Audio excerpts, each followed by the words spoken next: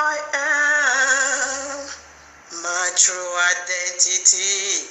This is real me, my eternal ID. This is who I am. Yahuah'S Israel from the royal tribe. This is who I am.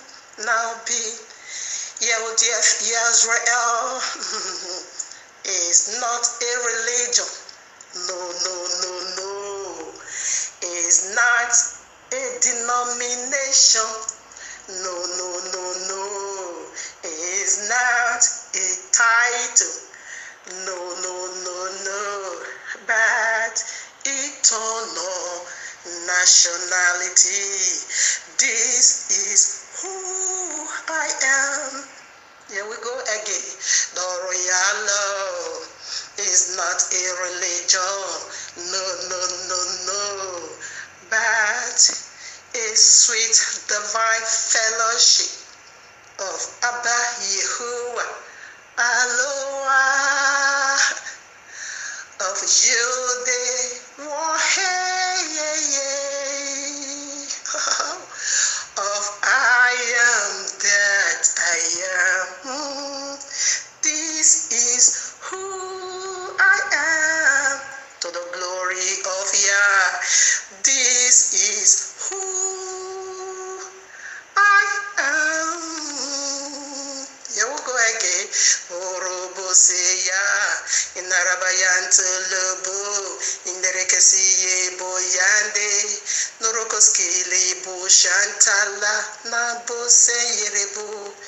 This is who I am. Proudly say this. This is who I am. Now the rise of Yazrael. Nurbu Shanta, Naribu Yando, the elect, the Ya elect, Urubu Sikayabu, Narabayanta Labe, Nurukosike Yabu, the very elect of Ya, Nashanta Labu. We are made for signs and for wonders. We are made for signs and wonders. In Robosekeya, Narabayanto Boseke, Nerekoshinta Labea, Nerekosinto Labe, Narakayanto Labe. Hear me one more time. This is who I am. Nereboseya, Nereboseya, Inerebo. Yeah, oh, this is who I am. Nereboseya, Nereboseya, Inerebo. Hey, who? Here, Masunia. Yereboseya, mama soye, nereboseya, oh yeah, noroboseya, nerebosheya, mahanta labekia narabo, oh here. This is who I am. So I am being found as God. I am being tried as God. I am of a beauty walk as God. God passed through fire. God passed through exile. God passed through oval. I am being purified as God. I am being tried as God. I am of a beauty walk as God. God passed through fire. God pass through Ezra. God pass through Avu. Nerebo sike yabo. Nereke yantalabo. Dorko shinderebo. Maraba yantalabe. Nerika yantulu. Nerebo seke hey. Mashanda labu. Nereke shintarabe. Naraba yantarebo. Nereke sunne hey. Yahuah, Yahushua, oh yeah. Ruah, Ibarabosike ya, Narabayantaro, Nerike Sunere, Borido Shanta, Barakoyantu, Neribonde. This is who I am. This is who I am. Proudly say who I am. I am being reformed. Yeah. I am being reformed. As God, yeah. As all emotion. As God, yeah. As God. Yeah. Nerebo seke. Norobo yantu. Naraba ye. Oh yeah. Moriko shu.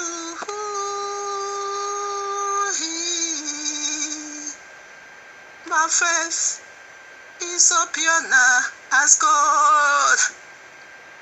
My faith is so wonderful now as God. Yeah. My faith so lovely now as God. Yeah. My faith so costly now as God. My faith so precious now as God. God pass through fire. God pass through Ezra. God pass through Ovu. I am of a beating walk as God.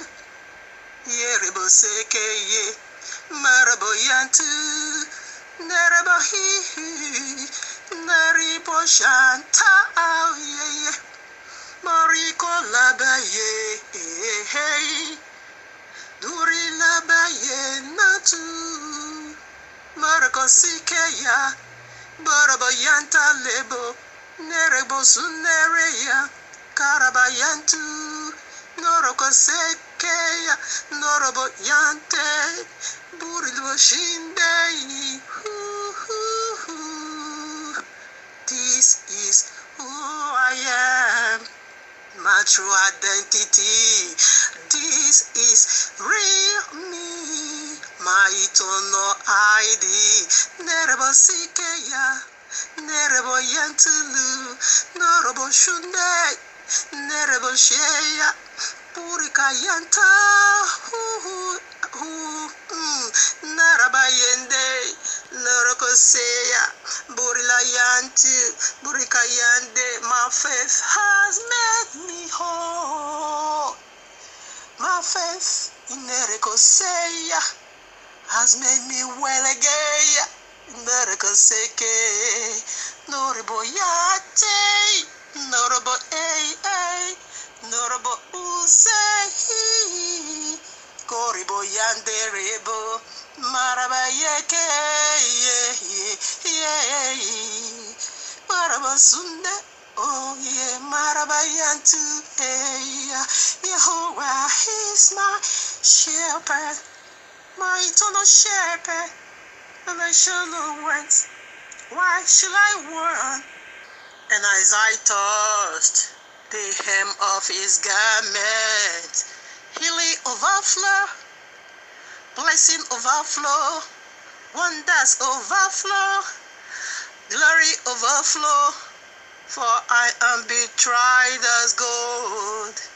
Yah is my shepherd. Why should I want? Why should I lack? I am be refined as gold.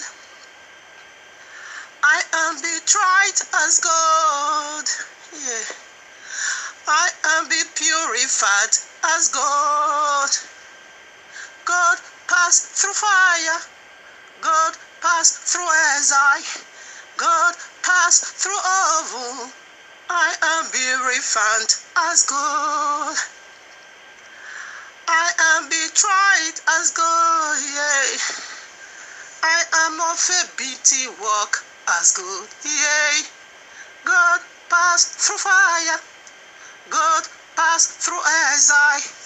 God passed through oven. Nerebo say, nerebo yantu, nerebo day, nerebo say, I am be tried as gold. Barabo shema, naraba yantu, nerebo say, this is who I am. Yah is my shepherd, eternal shepherd.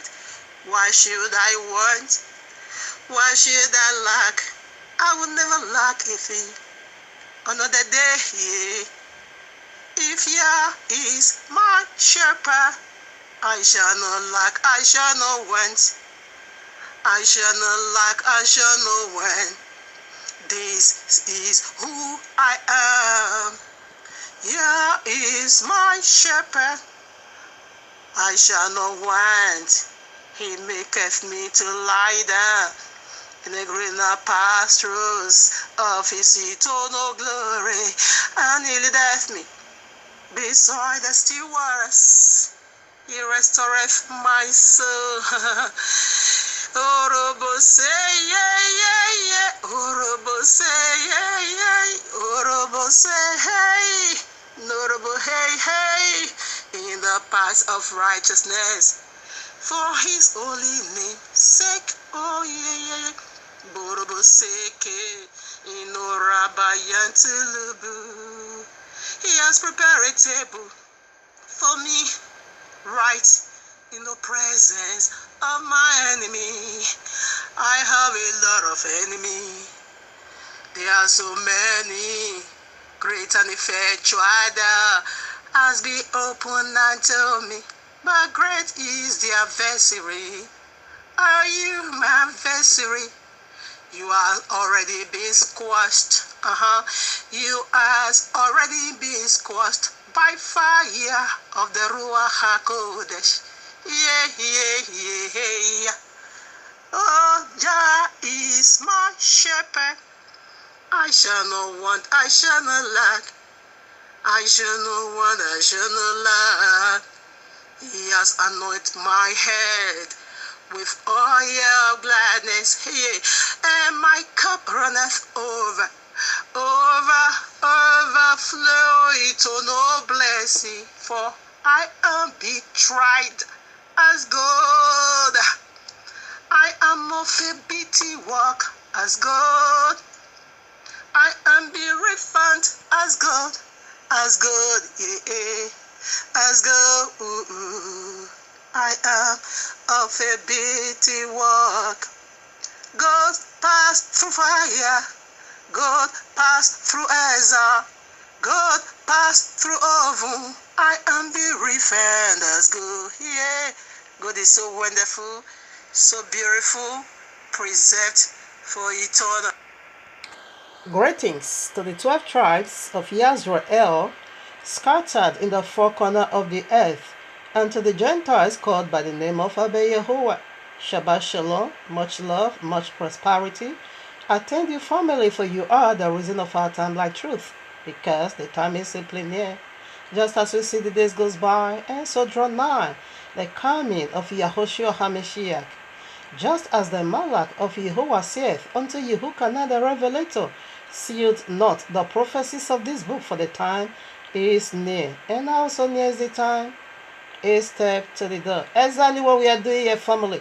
Decoding end times prophecies, signs, dreams, in preparing people by the house. People like you, house like you, body like you, for the returning of King Yahushua HaMashiach, our eternal bridegroom, to whom due eternally all glory, worship, praise, exaltation, wealth, riches, Orimo Shandaya Baba, acclamation, honor, to the glory of His magnificent for the Yahuwah, the Almighty, and to the Ruach HaKodesh, the forever ablaze one, the very DNA and pure energy of Abba Yahuwah.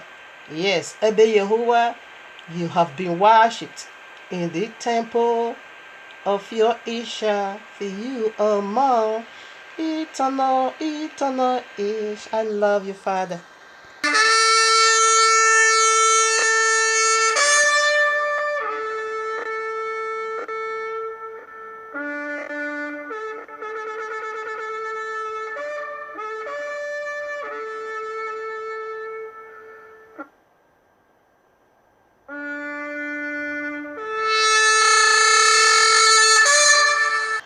All right, now the topic or the story is about to take up a different shape.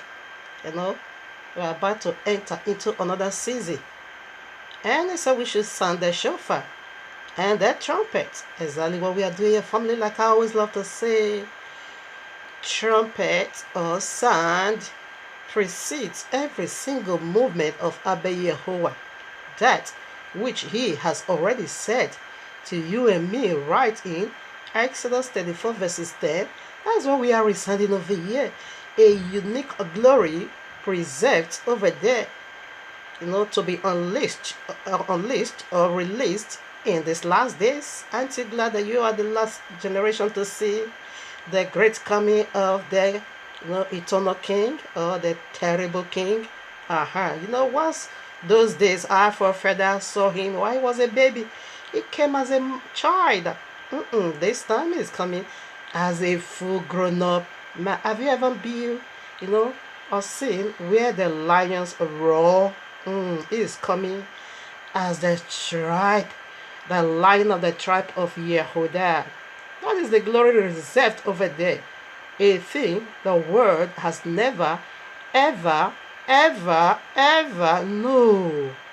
It is reserved. It is a unique glory reserved for these very last days. All right, now. Aren't you glad that your bridegroom is about to come? Did you get yourself ready? Do you have a wedding garment? Have you got one? Or is there a stain in your garment? Or you be, hypnotized with all these fly demons everywhere? Demons flies as adultery everywhere. Okay, that is the only thing or object that will be able to prevent you, in meeting up or cutting up or entering into the ark of your bridegroom. In those days, we normally call it Noah's Ark. This day is being called the Ark of Mashiach, the Ark of our bridegroom, or the Ark of the eternal bridegroom. Okay, so that is what is being called these days. Now, the Ruach HaKodesh has already said something to you and me. Let him that have ear hear what he himself has already said to you and me, way back almost 2,000 years now. Let him that have ear hear what he has already said to you and me. And again, what did he say? I said, let him that have ear hear.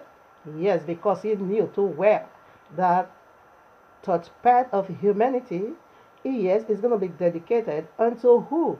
The very serpent. Right in Genesis 3. Okay, when the first woman heard his voice, she go for it, and things, turn upside down. Chaos. Very what we are seeing today. Alright now, and third part today is hearing that same voice again. And what is the voice saying to them? It said, I have abolished the law. We see the largest religion on earth said Jesus abolished the law, followed by the second largest religion on earth, or the fattest great religion on earth, the very Islam. I said Allah said the royal law is corrupt. In other words, he abolished it and passed on the Quran. Okay, that is the voice they are hearing. That's why they can get it right. The very Yahuah'S and Yisrael Messiah Yahushua HaMashiach said, think not that I've come to abolish the law, nor the prophet, until all is fulfilled. What is the criteria? Until the first heaven and the first earth is no more. And when you go to Revelation 21, there I see the new heaven and the new earth. For the first heaven and the first earth is no more. Forget not the Shabbat. That is what the royal law said. Because why? He knew people is going to forget the Shabbat. And today, to my perplexity or amazement, horrible Shandaya, the very largest religion is having their day of rest. They normally take rest with their JC, okay? Sunday, the day of sun, followed by the second fattest grow religion, Islam, also have their day of rest. What? Frig day. Islam is almost 1.7. Our Christendom is over almost 3 billion. In fact, if we have to go by birth, they are more than 3 billion. Now, according to the world calculation, the whole world is about 7 billion. Okay? Almost 5 billion, take up another dimension. The atheists is not there. The pagans, the atheists, Yes, they are not there. The synagogue of Satan. All right, now you talk too much this summer. Let's forget this. The signs of the last days. He says something very, very deep over here. You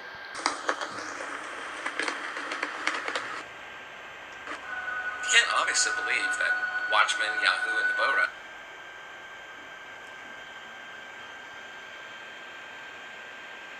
did not pay me to do the intro for White It Out 4 to deceive the masses. The true Israelites are the so-called blacks, so-called Hispanics, and Native Americans scattered throughout the earth. The Judah team has an agenda to make all the tribes Hamite. Matthew 24:4 says, "To take heed that no man deceive you." Hey guys, the gig is up. I'm not the real Jesus. As a matter of fact, the fella's name wasn't even Jesus. He had a Hebrew name. There wasn't a letter J until a few hundred years ago. With that being said, I have fooled the whole world into the biggest sham of all time. The name and identity of the real fella has been taken over by me. There are thousands of paintings of Jesus, and they don't even come close. Jesus was the creation of the Roman Catholic Church, which served to replace the real fella, who probably looked more like Morgan Freeman. But who cares? The truth doesn't matter, as long as you pay your tithes. Gotcha. Prior to this, let us get a precept, or I got a precept. Here I am, like you know already. Revelation 12:9. And the great dragon, and the great dragon was cast out, that old serpent, called the devil and Satan, which deceiveth the whole world. He deceiveth the whole world, and some part is exempted. The whole world is, deceived. Okay? Alright? Minus Crystal, you know me. Ayedekbo. TDJs. Nonsense. The whole world. Can I take it again? And the great dragon was cast out. That is great, okay?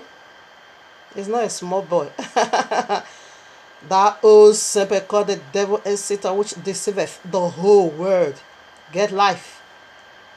He was cast out into the earth, and his angels were cast out with him. Did you hear him say his demons? No, angels masquerade. He said you shouldn't marvel, because serpent is gonna masquerade himself as an angel. Okay, not as a demon, as angel. This old serpent is grab up. Maybe you know already. The royal law make it so clear that precept has to be upon precept, line upon line. Take your relative and take their relative. So let us get some precepts, from Quran. The very, very grand pope. Why are we doing this? Anyway, just follow me to the house of the grandpa, okay? All right now, take this correction. Don't get it twisted. When I'm saying grandpa, I'm not saying Allah is your father or neither my father. Not at all. Except if you are a liar. Because serpent is the father of all liars. Except if you don't hold on to the testimony of the royal law, that makes Allah your grandpa. Well, if you do, you keep the royal law. Allah never will he be your grandpa. All right now, why am I doing this? Allah is a garbage. I don't want Allah to dump himself on me. Never. Because it's a garbage. He just throw it at any body or person that come around him who doesn't know his right from his left, and I do. So it's a garbage. I don't want him to cast himself on me. All right, now here is a for the snake, like you know already. And here is how Allah is being written in Arabic.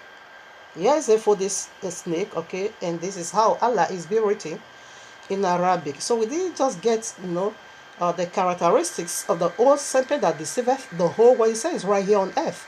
That was why I said, follow me then to the house of the grandpa, to the paradise of the grandpa, okay? If you are a liar 100% or 1,000,000,000%, Allah is your grandpa. Is the old serpent. Where is his old origin? Right in Genesis 3. So we didn't just, have the serpent, old serpent characteristics that deceiveth the whole world, but we also, in the name of Allah, but rather we also found it from the word of Allah, from the very mouth of Allah. Okay, so let's get the precepts now. Quran 3, Quran Surah 3:54. And there the unbeliever plans to deceive. Okay, and Allah plans to deceive the unbelievers. And Allah is the best of deceivers. Did you get that? This is Quran. This is Quran, okay? Alright now. Sometimes when they want to fool themselves because they are the greatest of all liars, okay? If they want to fool themselves, they will be saying, no, it's not written in Arabic. When it's being translated to English, it gives you another, that is pure lie. Marker is being called, in your language, Arabic, it is called marker, simply means deceiver. Or the one that is so skilled, not skill of doing something good. In this concept, the one that is so deceitful, that know how to deceive, to tell a lie. Allah has told a word lie. So let's get the second mouth precept from the very mouth of Allah. Quran Surah 7 verses 99. Are they then saved from Allah's deception? No one feels safe from Allah's deception. You say Allah have a lie. Allah has already told, is the grandpa, okay? If you are a liar, therefore that makes him your grandpa. He has told a word lie. Who feels safe? No one. No one feels safe from Allah's deception except those that shall perish. Another coded lie from the very grandpa, the old serpent, the father of all liars. What is it saying over here? I will always comment on this. I won't let go because this doesn't add to at all. If you don't believe Quran, therefore you are the one to perish. It says, except those that shall not believe, except those that will not believe, except those that shall perish. Who's going to be free from Allah's deception? Except those that shall perish. Does that make sense? No, it doesn't add to. In a nutshell, Allah is saying, the only one that is going to be free from my deception, it will be dead. That does not believe Quran. What did I say? Allah is a garbage. Quran is a garbage. I don't want it to be dumped on me. That is the meaning for this segment. This is the nature of it. Alright? Now, to the very last mouth of this proud Goliath. Quran, Surah 8, verses 30. And remember, when the unbelievers plot deception against you, O Muhammad, to imprison you, or to kill you, or to expel you, they plot deception. But Allah, listen now, but Allah also plot deception. Allah is the best of all deceivers. What I say? Why is it so? Because Allah is the grandpa. He has children, great grandchildren. That makes him the grandpa. Okay, he's a liar. John 8:44 said, devil is a liar and the father of all liars. That makes him a grandpa. Okay, That is what he said. He himself said he is the best of all liars. He's the best of all deceivers. Okay? You say you know how to like Christianity. Why is Allah saying this? Yeah, look at how, first of all, he deceived the whole world. Allah said in Quran, Surah 4, verses 157 through 158, said, Judah Iscariot was the one who goes to the cross. This is how Allah makes it to appear to anyone that ever believed the message of the cross. How he did it. That I told you, sometimes I love being hypocrite. I'm going to use Jesus, the very JC. Okay? That Allah now took the head of JC, the Jesus Christ, and I put it now on Judah's head. That the Roman armies now begin to see Judas, as Jesus and Jesus as Judas. Therefore, they not lay hold on Judas that Allah has already transformed, in the figure of Jesus. And therefore, Judas now goes to the cross. Allah now raptured Jesus right away to his paradise. That makes it the grand pope. And Christian, you still believe that that is not true. Jesus Christ, from the Grecians, Jesus goes to the cross for you. You believe? Anna, okay now. Messiah died, resurrected, died, buried, and resurrected. You believe that is pure, undeniable. And you also believe is the Son of Yahuwah, and you believe is Almighty. That is 100%. That is the unique truth found in you. I respect you for that. Okay. Everything is not total garbage in you. These 5 unique truths. I do, yes. Let me silence my words, okay? Horrible Shandaya Baba. But Allah says He's coming. That is what of Sharia law is all about. He's coming to, strip it of you, okay? Because to Allah now you are a blasphemer, okay? So the punishment of Allah by believing that thing, it is punishable by what? Death.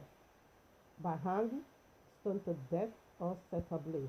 As Quran says, that is the law that due any blasphemer. You are blaspheming, okay? That is what Sharia law is all about. You are worst of infidel for you to believe that there is something.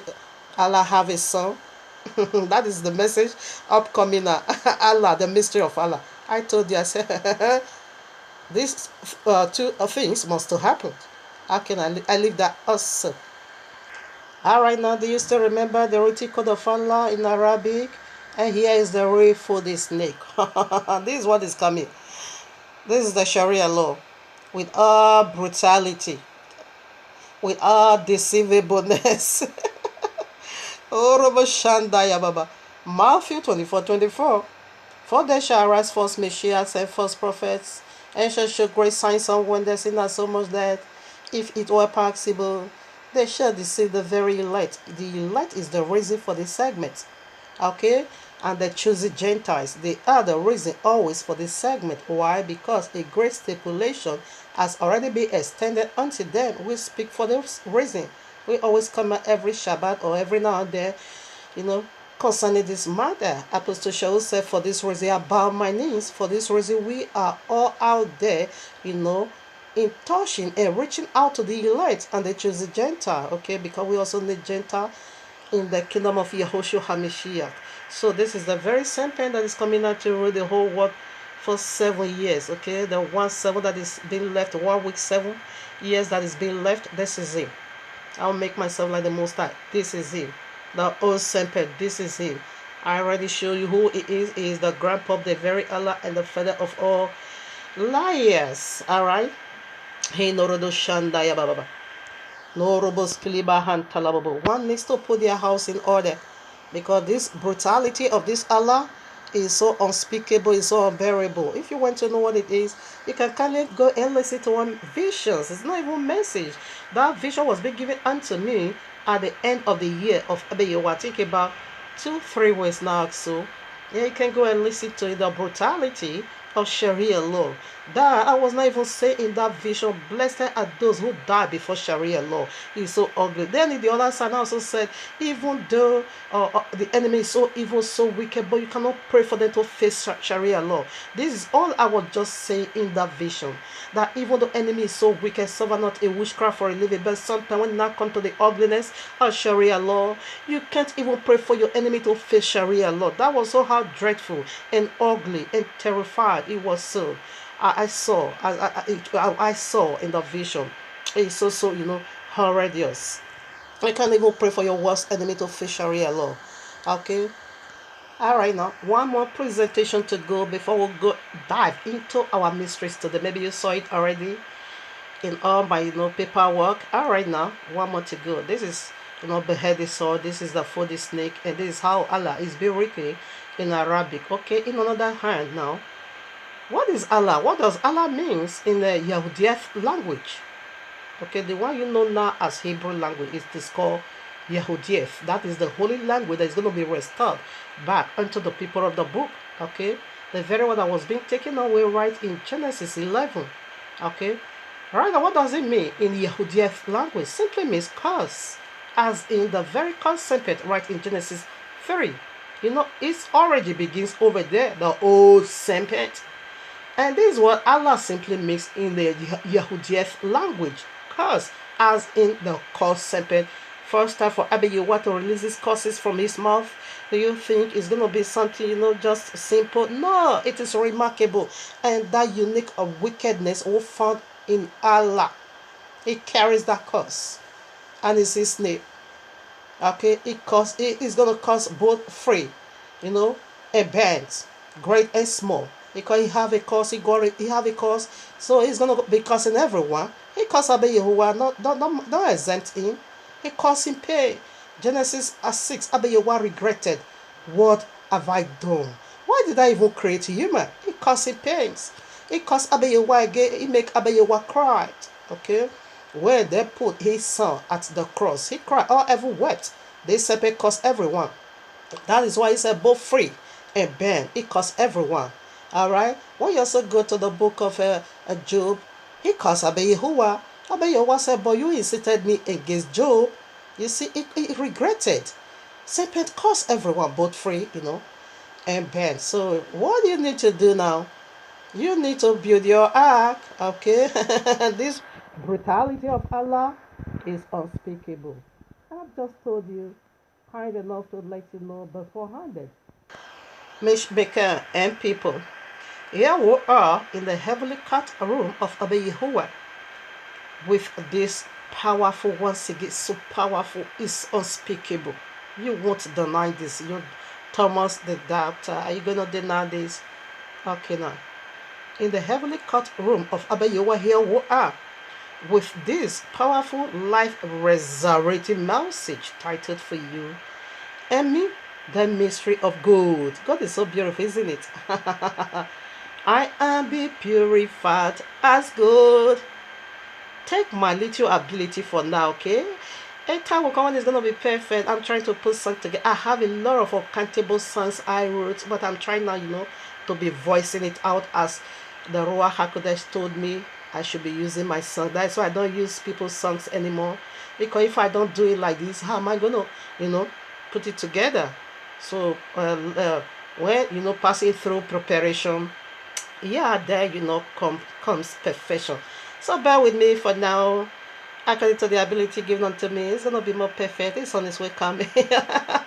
So I put it together, and it's all awesome. It's my life experience. I am of a bitty work as God.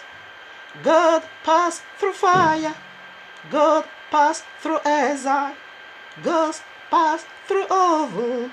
I am of a bitty work as good. Yeah, that is correct. All right now. So, the mystery of God. It's awesome. The mystery of God. All right now, let me be serious and take it again. The mystery of God. Here's the title. The mystery of God is Yahuah'S mighty river of healings. Are you ready to be healed? Should I take it again? The mystery of God is Yahuah's mighty rivers of healing, part 1. So I worked it out already. It's 1 and 2. So right now, let's get started. So this is the the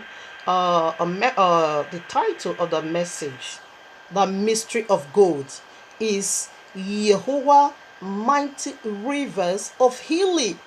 Not plural, not plural, excuse me, singular, river of healing. The water, the river that flow right from the throne room of Abba Yahuwah, it makes healing unto us. That's what I want to say right now. The mystery of God. Don't dare. The mystery of God is Yahuah's mighty river of healing, part 1. So first of all, let us die with our Messiah, from his own word, very mouth of Abba Yahuwah. Deborah 32, 1-4.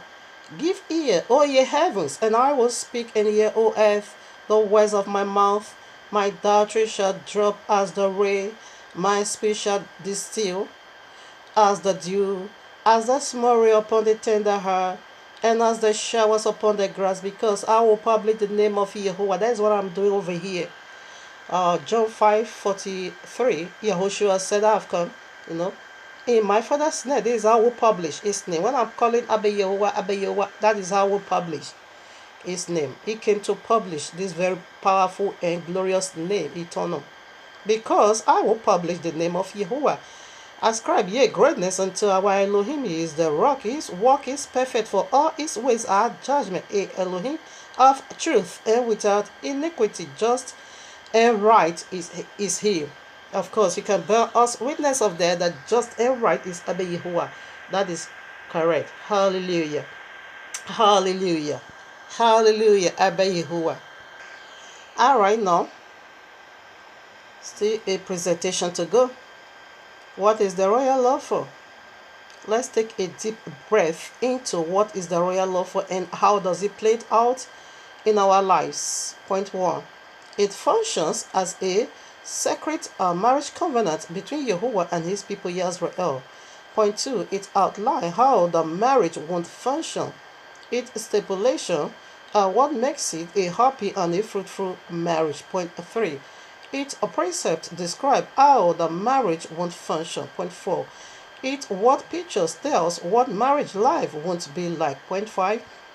Its judgment describe how each of the partner won't relate to each other. Point 6. For either party to violate this agreement violates the marriage itself. Point 7. For the groom promise never ever to violate it because the groom is Abba Yahuwah himself. He has never ever broken his word. They don't have the appetite, to do or to hurt his word or to deny his word. He can't do that. He's so powerless. When it comes to do that, he's so powerless. He won't and never will leave. And that is why you and me can say we are saved. Okay? You see, so that is the guarantee of you and me and say heaven is our home. Whereby the situation comes this way, like that of this mad Jesus. That says Shabbat is perpetual, is no more perpetual. The royal law can't until the heavens and the earth is no more. Right now, the royal law doesn't count anymore, even though we still see the first heaven and the first earth right away. Now we're to go and part that of Babylonia and now begin to, Jesus is another garbage, so I don't want him to dump himself on me. That is the nature of this segment, okay? And the same like Allah, they are just confusing themselves. This one is on Friday, Friar's Day, and this one is on Sunday, Sunday, the day of sun. It's unspeakable. But blessed is Abba Yahuwah. That says Shabbat is eternal, perpetual covenant. All right. So we bless his name for his wonderful and his faithfulness. All right, now, one more presentation to still go before we start unveiling the mystery of gold. This is a blood vessel, okay? The mystery of gold. This is the blood. You have a golden blood right inside of you. This is it. Christian said, mad people. Jesus said, gold is a curse. All right, now let me know. I'm not after that at all. I have so much to disclose over here. I can start without filthy talk. All right now. It goes like this. One more presentation to go. You know already, like regardless how few viewers is this. I don't care. I really don't care. We only care for those that will inherit salvation. And those that is going to inherit salvation won't get offended. Because their heart is going to be single and pure. They are not going to be having a double mind. They are not going to be double-minded at all. Because they knew what they want. Right now, if you say put a stipulation or a condition or something like this, when I know I'm not going to pervert it, why should I be angry? So if you are hungry, which means you wear the tips, I bet you will review. And to me, in my vision, like I always love to say, my presentation continue. It is Yahuah'S warning from above, like that of FBI warning. Okay? Abiyawa review story. Dima was just downloading all these unique visions. Abiyawa is digging out of me these days, in reaching out to the lost sheep of Israel. Dima was just downloading, not to use it to please Abiyawa, but to pervert it. VF Abiyawa now said, be placing this seal on it, and this is how they are going to remove their filthy hand away from the message, like as I do. Oh no, it's unspeakable. It's unspeakable. The one that left is fat. Third part is even fat. It's not important.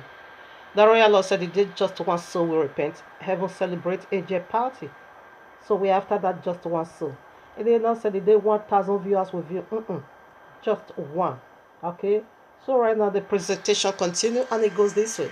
If you watch these unique visions of Abiyawa in me and you love it, you want to download and resound under the voice of you, and you now said Jesus gave it unto you, Ebola will attend you in Yahuah's mighty name. You can't do that. Because we are destroying Jesus over here. It's the mark of the beast. How can you not say Jesus gave you that vision? That is contradict. You are contradicting this vision. Okay? If you want and you want to do it every Sunday, you are free. But don't ever say Jesus gave it to you. Ebola is going to visit you for they will attend you in Yahuah's mighty name. The second goes like this.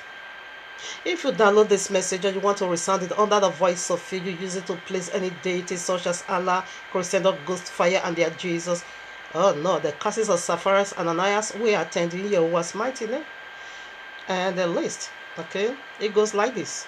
If you download this message, you want to resound it under the voice of you, and you not place any money making obligation conditions such as sowing a seed, or the hottest place in the link of fire shall be your dwelling without mercy. Yahuah's mighty name due to this perverted side. You can go to Joshua 6:26, okay? Acts of Apostle 5:1 to 11. Acts of Apostle 13, 6 to 12. The biggest of it, Revelation 22, 18 to 19 also. Okay, if you add this problem, if you take out this problem.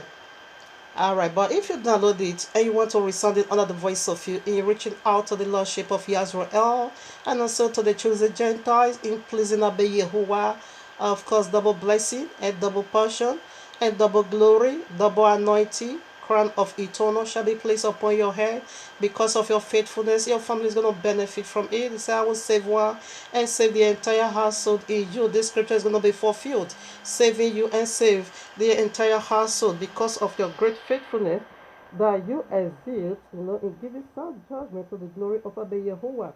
It goes in this both way in Yahuwah mighty name. If you pervert, it is called, if you use it to the Abba Yahuwah's glory, it is blessing. You are very free to download. You are very free to resound it, but don't pervert. That is the problem. Okay, with this being said, or having said this, let's start the race now. Bulebaya, bulebo say, himo santa laboyende. Bulebo ye, bulebo sendebo, bulebo hey. Himo santa rabe, mu shanta labe. Keribolo sende, mu shanda labo. Hino sanda rebe, mu sanda rebo. Hey, bulebo say. Bulebo ye, here, bulebo say.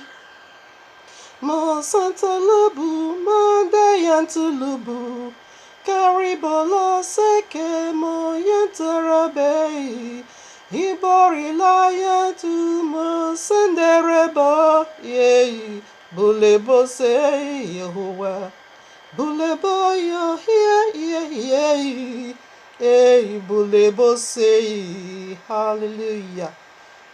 Here we go. So I gave you the title already. The mystery of God is yes, I gave you the title already. The mystery of God is Yahuwah, mighty river of healing.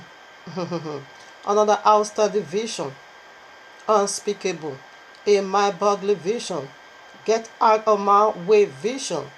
Boast no more my enemy vision is my turn of glory vision. A time to laugh and dance on dragon's head vision.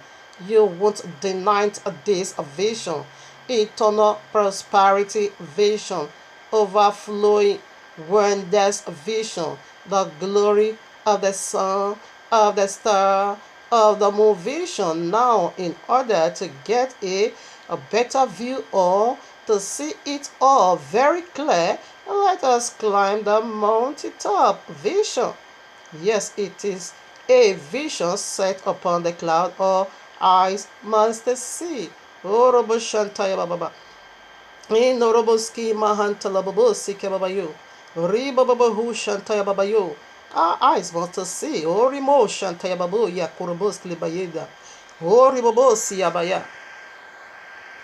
Ah yes, now mystery of this wealth yet worth cut gold is very the very reason for this my bragging.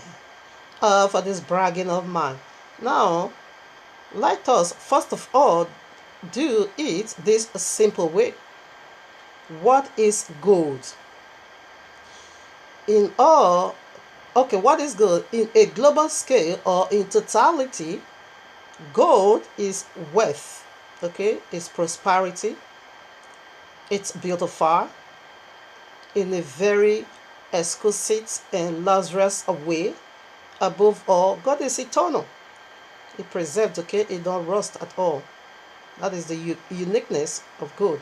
So gold unfold. We want to do the mysteries now of this word called gold.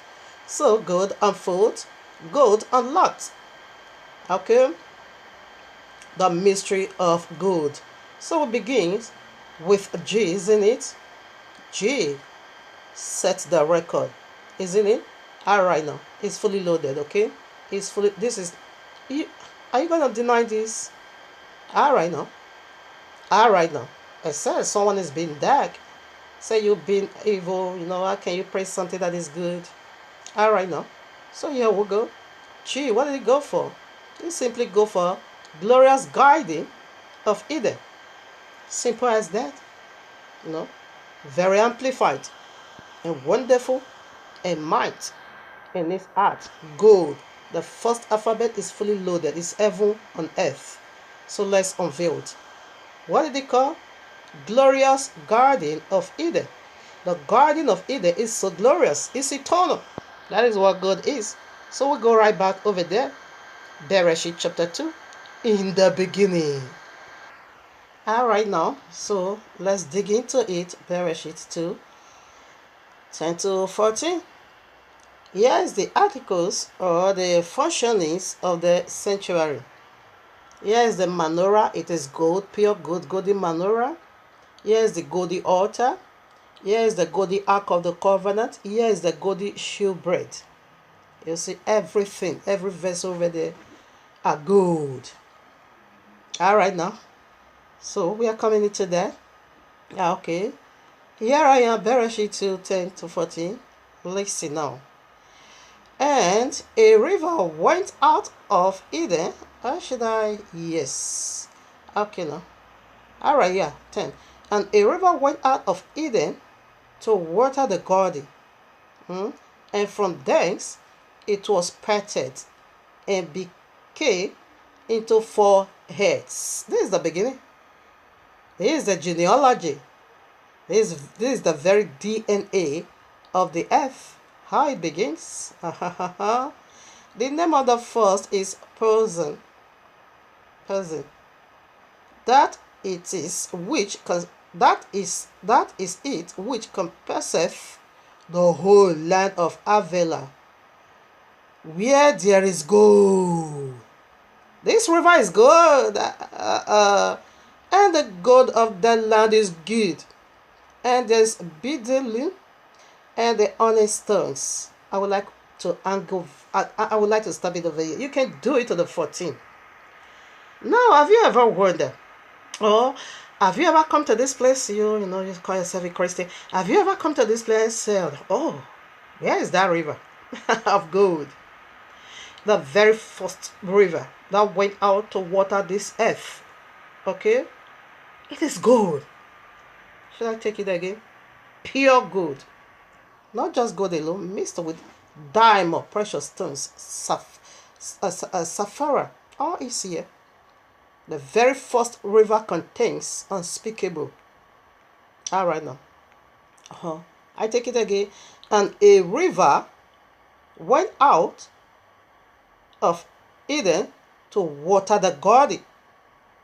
And from thence it was parted and became into 4 heads, 4 corners of the earth, and 4 areas of your life. And the name of the first is person, that is which compasseth the whole land of Avila, where there is gold. And the gold of that land is good.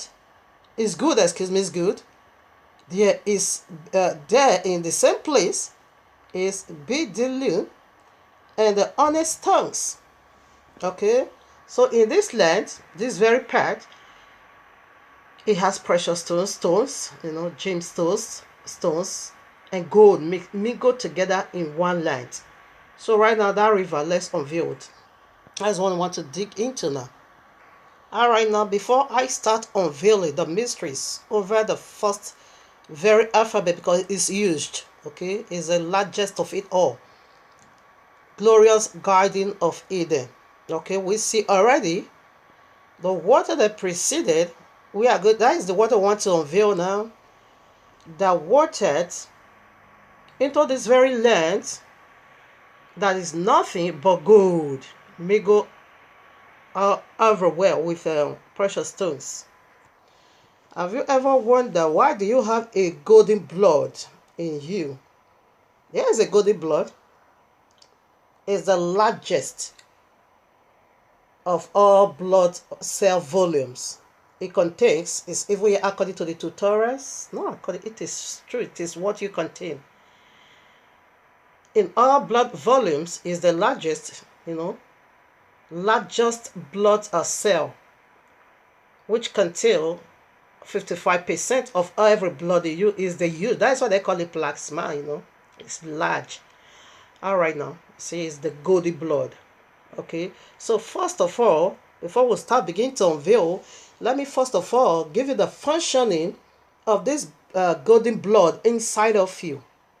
I did one mystery. If you want to get this mystery of blood in totality, there's a message I did about 8 months now, titled 7 Steps to Approach the Throne of Yahuwah versus Satanic Trinity or so. I did it up to part 1 to 8 or so.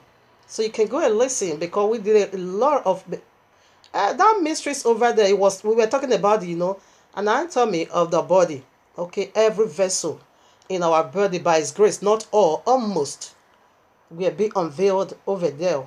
We also dig more into this golden blood. But I just want to give you what He is doing in your body. All right now. Oh, my Father, where is it? I jot it down. Okay. Yeah. All right now. The golden blood, called plasma, contains 55% of the blood volume. Fly above red and white blood cell. Okay, it fly above both of them. It is plasma blood who carry a lot of protein, a lot of important materials and transform them throughout our body. This blood is the one doing it, okay? It is really, really crucial. It carries carbon dioxide, okay? A lot of nutrients, proteins that have variety of functionings. Above all, a plasma blood or golden blood help balance our pH. Our pH, that is, when it go high, you are gone, you are finished. When it go low, you are finished. This very blood, golden blood, is the one to help balance, your blood running system. Okay, is the one to help balance it. So this is the few I could jotted down. He did is far above this, but I won't be able, to go into it all. If you want to go into it, or if you want to really understand what this plasma is, go and listen to the message I did already. So for you to understand, before we start unveiling the mysteries of water that went out and water, the very land where is full of gold and honest diamond, precious stone here on earth. And this very goldy water or goldy blood is right in you. It's 90% of water, just 10%, of blood. That is why it's like this, having the color of gold. It is being called goldy blood. All right, they call it yellow whatever blood. It is called because that is the mystery from it. Having seen it, look at it very well, because I'm done with this part. Now we proceed now to the very, very. I want to let you know that goldy blood is inside of you. That is the first river that proceeded from where? All right, now, what is that river? What is that river? I keep telling people they're not my father, because he is fully loaded with mysteries. So remember what we read in Genesis, Bereshit 2, 10 to 14? Oh, I read rather 10 to 12, but you can take it 10 to 14. It speaks about the 4 rivers, okay? The first one, that is where I really want to talk about. All right, now Revelation 22, 1 to 2 or so. And he showed me a pure water, and he showed me a pure river of water of life. When you go to where I just read, there is a tree of life. Should I also read it? Oh, I should have. Okay, read it from now. You're going to find over there the tree of life, okay? Where I just read Genesis 2, 9 to 14. So, yes, take it so. Because I'm going to be speaking to that tree of life. And he showed me a pure river of water of life, clear as crystal, proceeding out of the throne of Yahuwah and of the Lamb, in the midst of the street of it, and on either side of the river was there the tree of life. When you go, I think I'm going to read it for a better understanding. Don't be lazy. I forgot, not that I'm lazy, and I'm dealing with a strong myth like this. You need to unveil. It's a strong myth, okay? We need to unveil to our best of knowledge and understanding. In the inner side of the river was there the tree of life, which bare 12 manner of fruits, and yielded her fruit every month. And the leaves of the tree were for the healing of the nations. And where's the title? The mystery of God is the Yahuwah mighty river of healing. You're gonna testify. You're gonna make references to this video I'm doing right now. You're gonna refer people to it when the testimony start wavering everywhere, because it is healing. It is a message to heal souls, to cleanse, to resurrect, to bring back to life, to refound. As God is, are you being refound? Do you know the process God been through? It went through exile, fire, oven, an arm of a bitty work, saith God. Before God come out so wonderful, you can also do that simple research for yourself. Before God come out so wonderfully in this manner, that there the process. He went through oven, fire, beating, seriously. That is the exile. If I came out so wonderful, Like I said, for a better clarity, I return back to Genesis 2. Now I'm going to read verses 9 because I should have started from there. And out of the garden, and out of the ground made Yahuwah Elohim to grow every tree that is pleasant to the sight. The tree, this is where I'm after, the tree of life also in the midst of the garden, and the tree of the knowledge of good and evil. There are two deities over here. Okay, two deities over here in this midst and center of the Eden's garden. All right, now we see that tree of life also we are just read in Revelation 22. We are going somewhere, okay? I want to also put other scriptures before we tie it all together and bring in, and let me show you what good actually is. All right, now here I am to release Psalm 1. Blessed is the man that walketh not in the counsel of the ungodly. You know, we are just reading Genesis, to Bereshit 2. There are over there two deities, and one is the deity of life, and the other one is of evil. And blessed is the man that walketh not in the counsel of that evil one, for nor standeth in the ways of that evil one. Sin and sin simply mean breaking the royal law, and of which the other tree, wicked tree, that is also in the midst of this garden, where there is gold. He breaks the royal law. When you go a little further to chapter 3, he twisted it over there. It turned the whole world into chaos that we are today. Nor sitteth in the seat of the scaffold is the seat of very one we are talking about over here. But his delight is in the law of Yahuwah.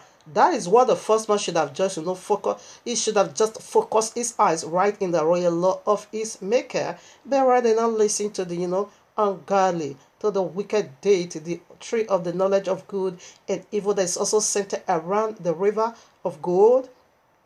And in his law doeth he meditate day and night, and he shall be like a tree planted by the rivers of water, that bringeth forth his fruit in its season. His leaf also shall not wither, and whatsoever he doeth shall prosper. What are we unveiling? The mystery of God. The very first letter, what did it go for? It simply go for glorious guiding of Eden. And I also unveil the plasma blood in you. It is of gold. 90% of water and just 10% of blood. That is why it is being called golden blood. Alright? Alright, now here I am. Exodus 15:22 to 25 or so. You still remember we are read in Revelation 22, 1-2, where it now said that the leaves of that tree, okay, it said it's a healing for the nations, okay? It represents healing. We are going somewhere. Later we'll tie it all together. It's going to come out so beautiful as gold. I am purified as gold. I am be purified as gold. Yeah. I am up for bitty walk as good, eh. Here I am. Here, Exodus, Arena. So Moshe brought Israel from the Red Sea, and they went out into the wilderness of Ashur, and they went 3 days in the wilderness, and found no water. And when they came to Mara means bitterness, okay, they could not drink of the waters of Mara, for they were bitter. Therefore, the name of it was called Mara. And the people murmured against Moshe, saying, what shall we drink? And he cried unto Yahuwah, and Yahuwah showed him a tree, which when he had cast it into the waters were made sweet. There he made for them a statute and an ordinances, and there he proved them. Alright, the water was healed, okay? So right now, the water was once bitter, isn't it? So as soon as that tree is being cast into it, is the tree of life, whose leaves Yes, it's for healings for the nations. All right, now what made that water bitter? You know, water goes for three dimensions. It goes for the royal law, it goes for the Ruach HaKodesh, and it also goes for people. That's what I want to unveil over here. In gold, you see, the very goldy blood that you have, 90% of it is of water. Only 10% is red blood, okay? That is not, that was why he not gave you, is it coincident? Of course not. Abba Yahuwah makes something about that. So right now, this water represent, people, our life was once so bitter. Why? Because of that deity in that where we just read the knowledge of tree, the tree of the knowledge of good and evil was over there. It makes life so bitter. When you go down to chapter 3, Genesis, you see that there he makes life bitter for you. I mean, there he brings challenge unto us. There he called us for fight. And he won. He overturned everything upside down. Is the old serpent, okay? That is how he cursed everyone. He said he cursed everyone, both free and bond, slave and master. Everyone is being cursed by this serpent, okay? So this is how he did it. The gallbladder is in your heart, is in my heart. It makes life bitter. Now, when Yahushua come into the scene, he make it sweet, okay? So this, I'm just showing you, first of all, the tree and the water and the gold. And we'll see the color that gave you golden blood. It is what? 90% water. Just 10% blood. So when I begin to speak, therefore I'm going to be referring to this that I'm said over here. It's just to first of all water the ground and water your heart and prepare your heart for this great, movement of gold. Here I am, Revelation 8:10-12. And the third angel sounded, and there fell a great star from heaven, burning as it were a lamp, and it fell upon the third part of the rivers, and upon the fountains of waters. And the name of the star is called Wormwood, and the third part of the waters became wormwood. And many men died of the waters because they were made bitter. Do you get a picture?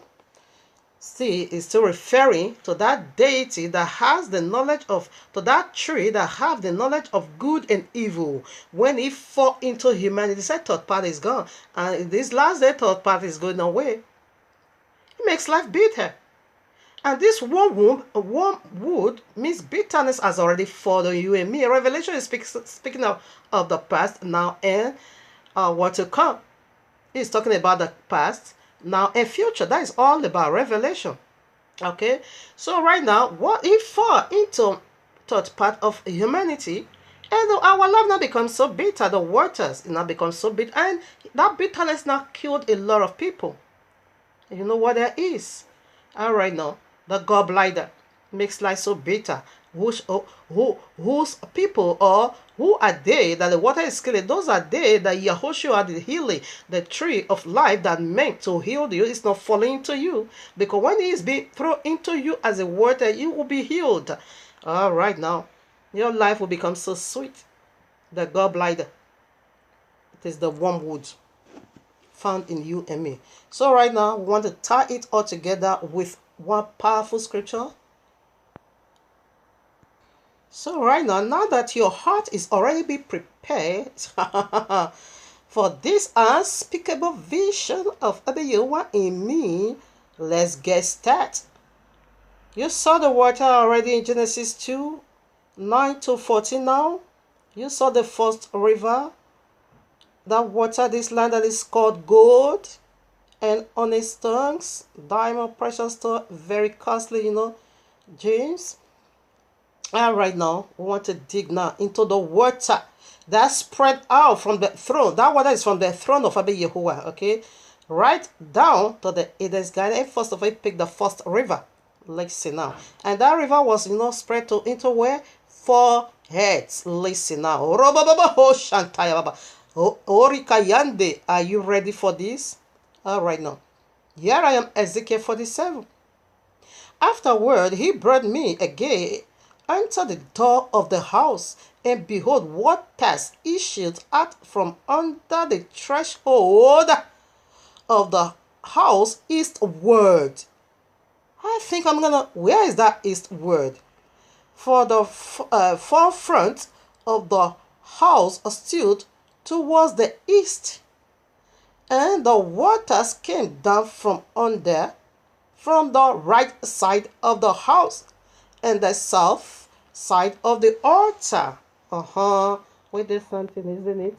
All right now. So where the water came from? It came from the eastward. Okay. So right now, where is that eastward? It is the throne of Abba Yahuwah in heaven, where I just read in Revelation 22 that rivers issued out from the throne of Abba Yahuwah. Okay, because after he have done it all, he has to cause river to overflow from his heaven. And I'm going to let you know what that river is. So first of all, we are going to deal with the location. The location, it is the eastward. And the very eastward, it is where Abba Yahuwah's throne is. That is where the water came from. Okay, so we are going to put scriptures. How do we know that the eastward or eastern part is where the throne of Abba Yahuwah is being located right in heaven? All right now. What did it say? Romans 1 verses 20. It said the invisible things is clear understood by the things made. Okay, let me take it this way. The invisible things is clear understood by the visible. You can read it, or maybe I'm going to read it. So right now, we want to use the visible one to unveil that which is invisible. All right now. Yahushua, Acts of Apostle 1, I think 9 to 11, he ascended into the heavenlies from the eastern gate. Okay. Zechariah 14:4 said he is also coming right back from that eastern gate. All right now. Let me put all the references. Yes. Ezekiel 43, 44, 46 said, 43 said, the glory of Abba Yahuwah enter into the land from the east gate.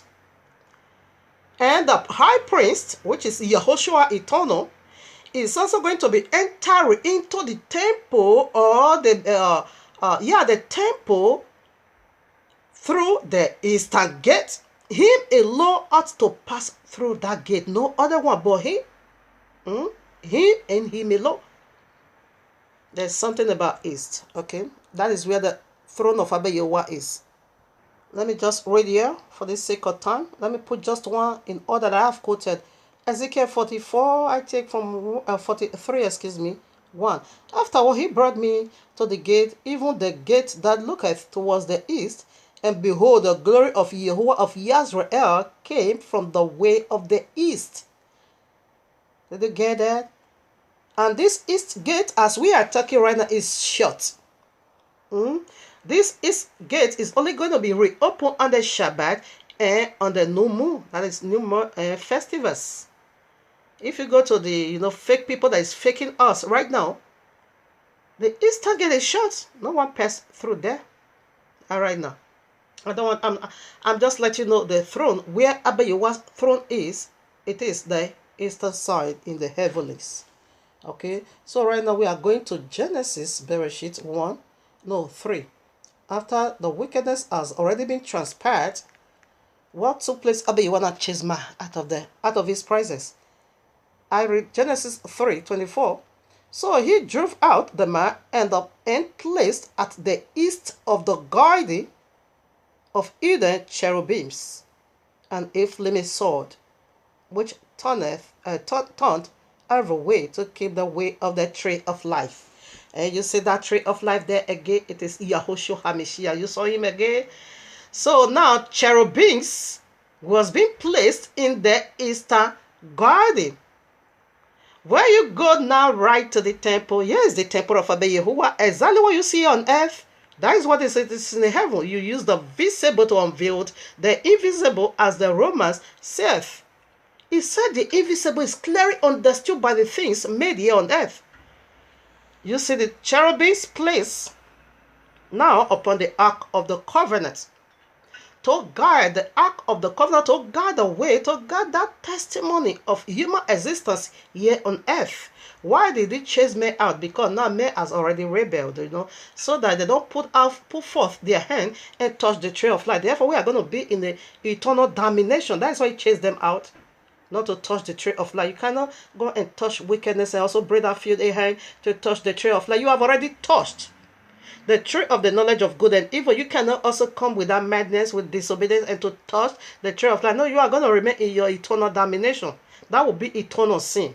So that was why they were being placed out. And in the eastern Garden of Eden, cherubim was being placed over there to guide it. And that is the covering angels. You see now right on the throne of Abba Yahuwah. Here is the throne. All right now. So you can kindly go and read Numbers or chapter 18. You're going to find the throne over there. Okay. So right now we are done. This is how far, because I have a lot to speak about. So this is how far I can go about the location. So the eastern world, it is represent Abba Yahuwah's throne, where that river came from. Right where I read in Revelation 22, it said this river is so pure, and it came from the throne of Abba Yahuwah, and also from the Lamb. Okay. That is what we just we are read in Genesis 3:24, that the cherubim was not being placed in the eastern part of the Garden of Eden. That is the throne of Abba Yahuwah also here on earth, to be protected. And who do we see over there? Again, the tree of life, which is Yahushua HaMashiach. We also see right away in the heaven, where we also talk about where the water came from. It said from the throne of Yahuwah and of the Lamb. All right, now we are done with the location. The location, that is why we also being taught or told to be praying through the east. We are also coming into this eastern part, okay? We should face the east way or eastern part. Let me see if I still have other scriptures, because I don't want to come back here in the location. I think I'm done with this part. We are still coming into it, but now, for now, this one, I'm done with this, explanation of the location. So we locate where Abba Yahuwah's throne is. It is the eastern gate or part. Okay, now. And we also see the man that he formed. Here we are coming to that. He also formed him from the eastern part. We are coming to that. We are still coming more into that. This is enough for now. All right, now. Now I want to deal with the water. Now that we are done with the location where Abba Yahuwah's throne is, it is in the east part of it all, in heaven here on earth.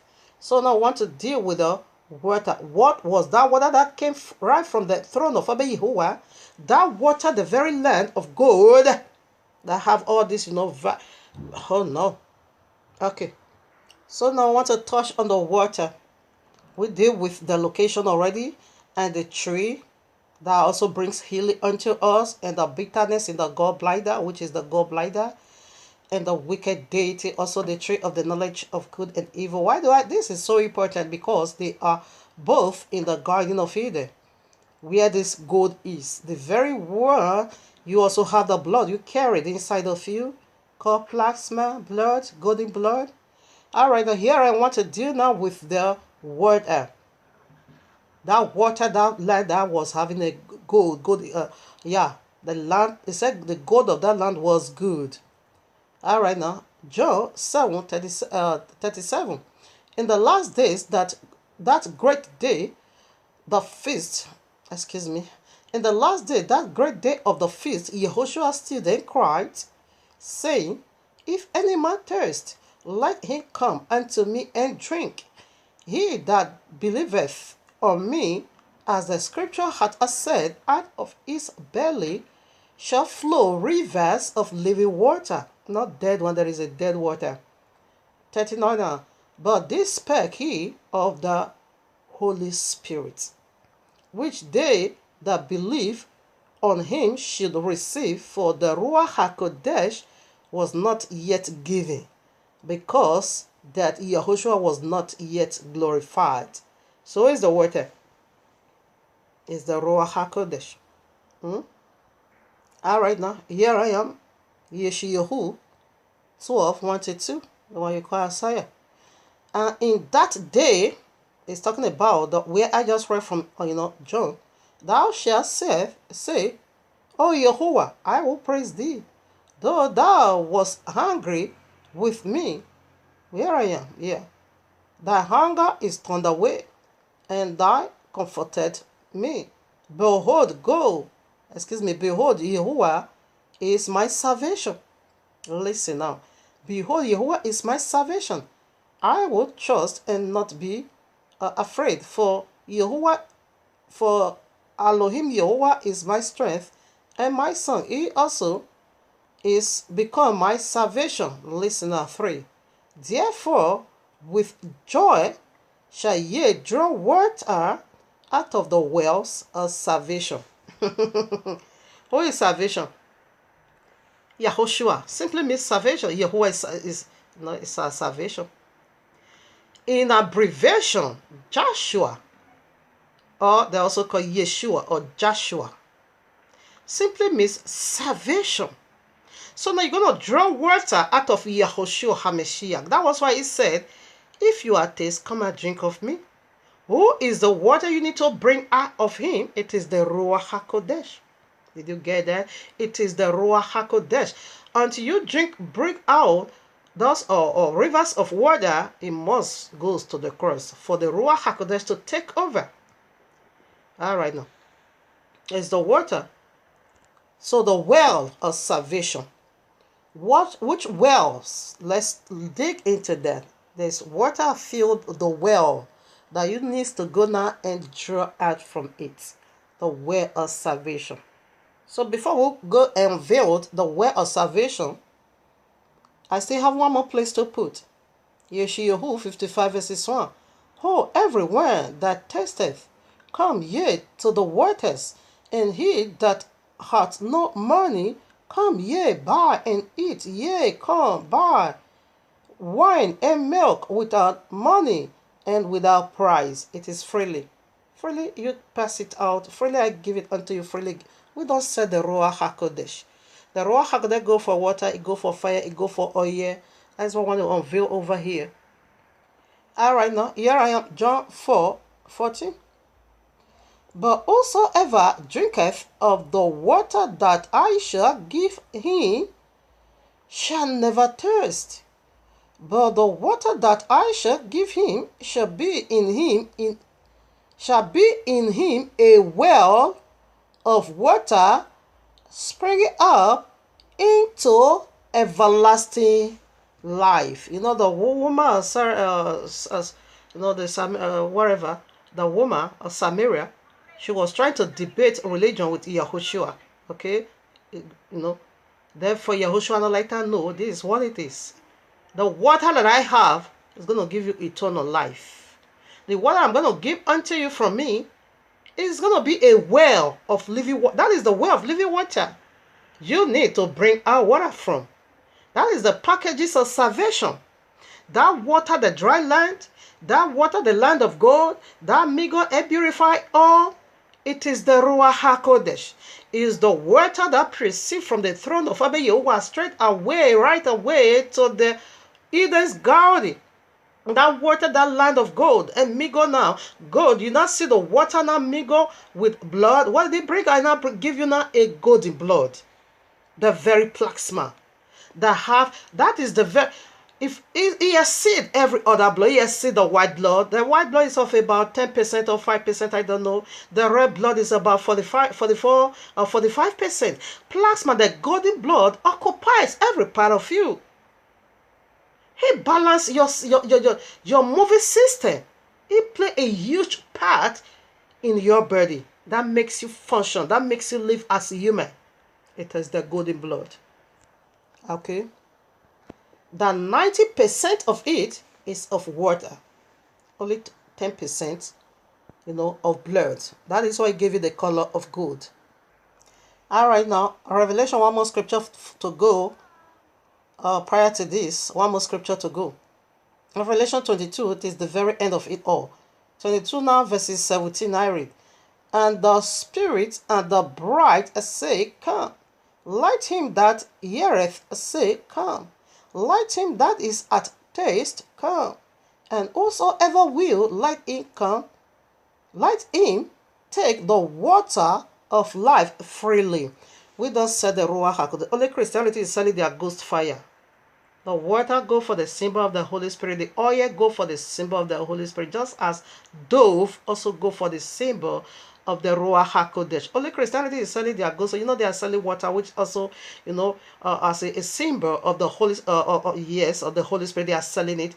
Let's call it pure water, be holy water. I don't know what they call it. They also sell oil. These are the symbol of the Ruach HaKodesh, but they are selling it. You see, they say freely, come and take it. He gave it out freely unto you and me, to preserve us now for the kind of life Abba already intended even before the fall. The Ruach HaKodesh is want to carry you now into that eternal state in order for you, to rule and reign with Yahushua HaMashiach eternal in the new earth. Because it's coming right back. It's the second Adam to restore the fallen kingdom of the first Adam. So now we are also done with the water, the mystery of water, okay? So we proceed now, I'm here again as Ezekiel for this very first alphabet. I don't know every single mysteries Abba is given unto me. The first alphabet is something else. If I'm able to be done with this first alphabet, oh no, the other one, they are so light. The very first one is the heavy meat. Bear with me. I take it again, Ezekiel 47. Afterward, he brought me again unto the door of the house, and behold, waters issued out from under the threshold of the house eastward. That is where the water came from. And the water is what I just unveiled. It is the Ruach HaKodesh. When you go to Revelation 22, you're going to see that water again that came from the throne of Abba is pure as crystal. That Christ too. That is also the water again that preceded into the Garden of Eden, where gold is. We are unveiling the mystery of God, isn't it? The first alphabet, where did it go from? It go back to the origin of things, where it all began. How did Abba did it? Revelation 22:21. He's speaking of Genesis 1 and 2, restoration. It is Eden restored, okay? So right now, the mystery of water will unveil. It is the Ruach HaKodesh, and the location is to what? It is the throne of Abba Yahuwah. So right now we proceed now. And for the front, for the forefront of the house stood towards the east, and the waters came down from the right side of the house and the south side of the altar. So it's also the south side, that's of the altar. That's what we want to also look into now. We see the east, what the east contain, and the south side of the altar also. We are dealing with the throne room of Abba Yahuwah over here. Where I'm unveiling unto you, it is the throne room of Abba Yahuwah being given unto prophet Ezekiel in a vision. And this is how his throne here on earth is also going to be, yes, after the cleansing of it all. So, like I read already, the south side of the altar, who also came from the south side of the altar. So also there are tribes. Okay, let's also unveil that. When you go to, okay, let me read some part for you. Here I am, 1 King 11:31-32, and he said to Jeroboam, take the 10 pieces. All right, now I think I'm going to read it. 30 is better. Yeah, for a better. Yeah, 30. Oh, okay, no, 31 is okay now. And he said to Jeroboam, take thee 10 pieces. For thus saith Yahuwah, the Elohim of Israel, behold, I will rend the kingdom out of the hand of Solomon, and I will give 10 tribes to thee. But he shall have one tribe for my servant David's sake, David, and for Jerusalem's sake, the city which I have chosen out of all tribes of the earth. What is this again? All right, now, family, you can read all chapter 12, but I want to pick some part here. We see already Abba Yahuwah said he's going to give 10 tribes to Jeroboam. Yeah, Jeroboam got 10 tribes, while Rehoboam only have 2 tribes. All right now. Okay, and when Jeroboam was come to Jerusalem, he assembled all the house of Yehudah with the tribe of Benjamin and 100. So these are the only 2 tribes left for him, the son of Solomon. Okay, 22 now. But the word of Yahuwah came unto 23. Speak unto Jeroboam, the son of Solomon, the king of Yehudah, and unto all the house of Yehudah and Benjamin, and to the remnant of the people. Okay, I just want to prove the 2 tribes in one. That is the tribe that was left for him, the son of Solomon, was Yehudah, that is the kingly tribe, and Benjamin, the son of the right. Benjamin simply means the son of the right hand. So that is the last born of Jacob. Okay, so these are the 2 tribes in one that is being left. This 2 tribe is called the tribe of the south, Southern tribe, while the 10 tribe is being called the Northern tribes. Okay, mind you, altogether when you go to Numbers 1 and Numbers 2, you're going to find it over there that all the tribe, just Yasuf got double portion. So all the tribe in all together, it is 14. So in the nutshell, we have to take Manasseh and Ephraim. Therefore, the Northern is going to be 12 tribes, while the south is going to be just 2 tribes, Yehudah and Benjamin. Benjamin simply means the son of the right hand. Yehudah, you know what that is already. Okay, so Yehudah and Benjamin, they are the southern side tribe. All right now, so let's go more. So what are we doing over here? Let me put some more for you. So the south side of the altar represent a tribe. Okay, the east and the south is still talking about tribe. Okay, so right now it's talking about where the throne of Abba Yahuwah is. That is the location. And the south tribe, it is who? Yehudah. And where the Yehudah kings come from. All right now. So let me still put some more for you. So what are we unveiling here? The very first letter of this word called gold. It's fully loaded, like I said. It takes so much to unveil. But I'm so glad, and I'm so glad to do this. And proudly to do this. So proud of it. Okay. At the other side, we see the south and the what? East is still talking about one tribe. Then let me reverse to now before we get deep. There brought he me out of the way of the gate northward, and led me about the way without unto the gate by the way that looketh eastward. And behold, there run waters on the right side. So that right side, like I said, is still talking about the tribe of Yehudah and Benjamin. We see the 2 tribes that conjoin together. Benjamin simply means the son of the right hand, which is Yahushua, is the right hand of Abba Yahuwah. It speaks of, it's still talking about just one person. He that ascended from the eastern gate, it is Yahushua. He that is coming back from the eastern gate, from the heaven, it is Yahushua. And will unveil what is in the eastern gate. That is the location where the throne of Abba Yahuwah is. Whenever you find Yahushua, find Abba Yahuwah's throne, Yahushua is always there. So when he's talking about eastern part or whatever in the order, he's speaking of this head of the tribe of Yehudah. It is Yahushua is the son of the right hand. The 2 tribes that conjoin in one. They've been called the southern part as a tribe. They are the tribe of the south, or the southern tribe. Okay. So right now it's speaking of Yahushua HaMashiach over there. All right now. So the water now came from where?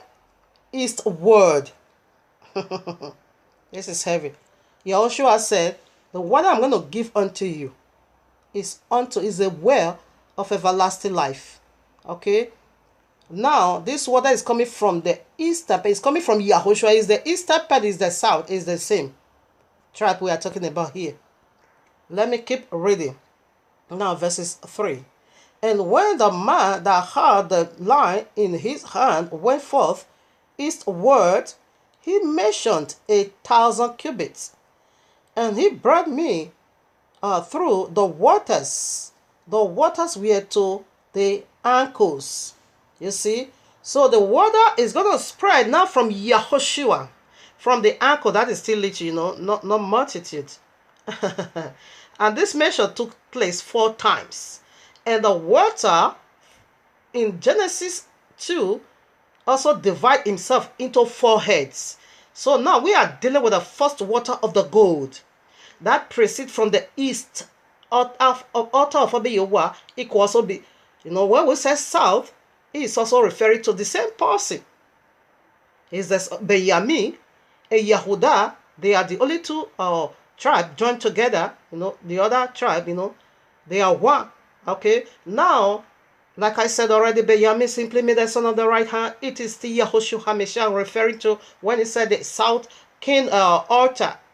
It still means one one Yahushua, or one deity, or one Yahushua. Yes, it's still talking about our Messiah, Yahushua HaMashiach. Now, it said the water now, as it came now from the eastward altar, from the altar, okay, it now get to the ankle. And we see Genesis 2, the first water, we'll see what it is. Okay, and this water is coming from the throne of Abba. And this water, who? It is the Ruach HaKodesh. We're going to get this Ruach HaKodesh from Yahushua HaMashiach. Is the rivers of living water that is going to be overflowing. But we are getting from the, the head of the tribe of Yehudah, the very Easter glory that return back into the land. You'll get it in a very clear way now. We are still putting some more. Here I am, Bereshit 2, Genesis 2:8. And Yahuwah Elohim planted a garden eastward in Eden. And there he put the man whom he had made. Who did he put in this east garden, eastward garden? This is the throne of Abba Yahweh we are dealing with here. It's heavy meat, okay?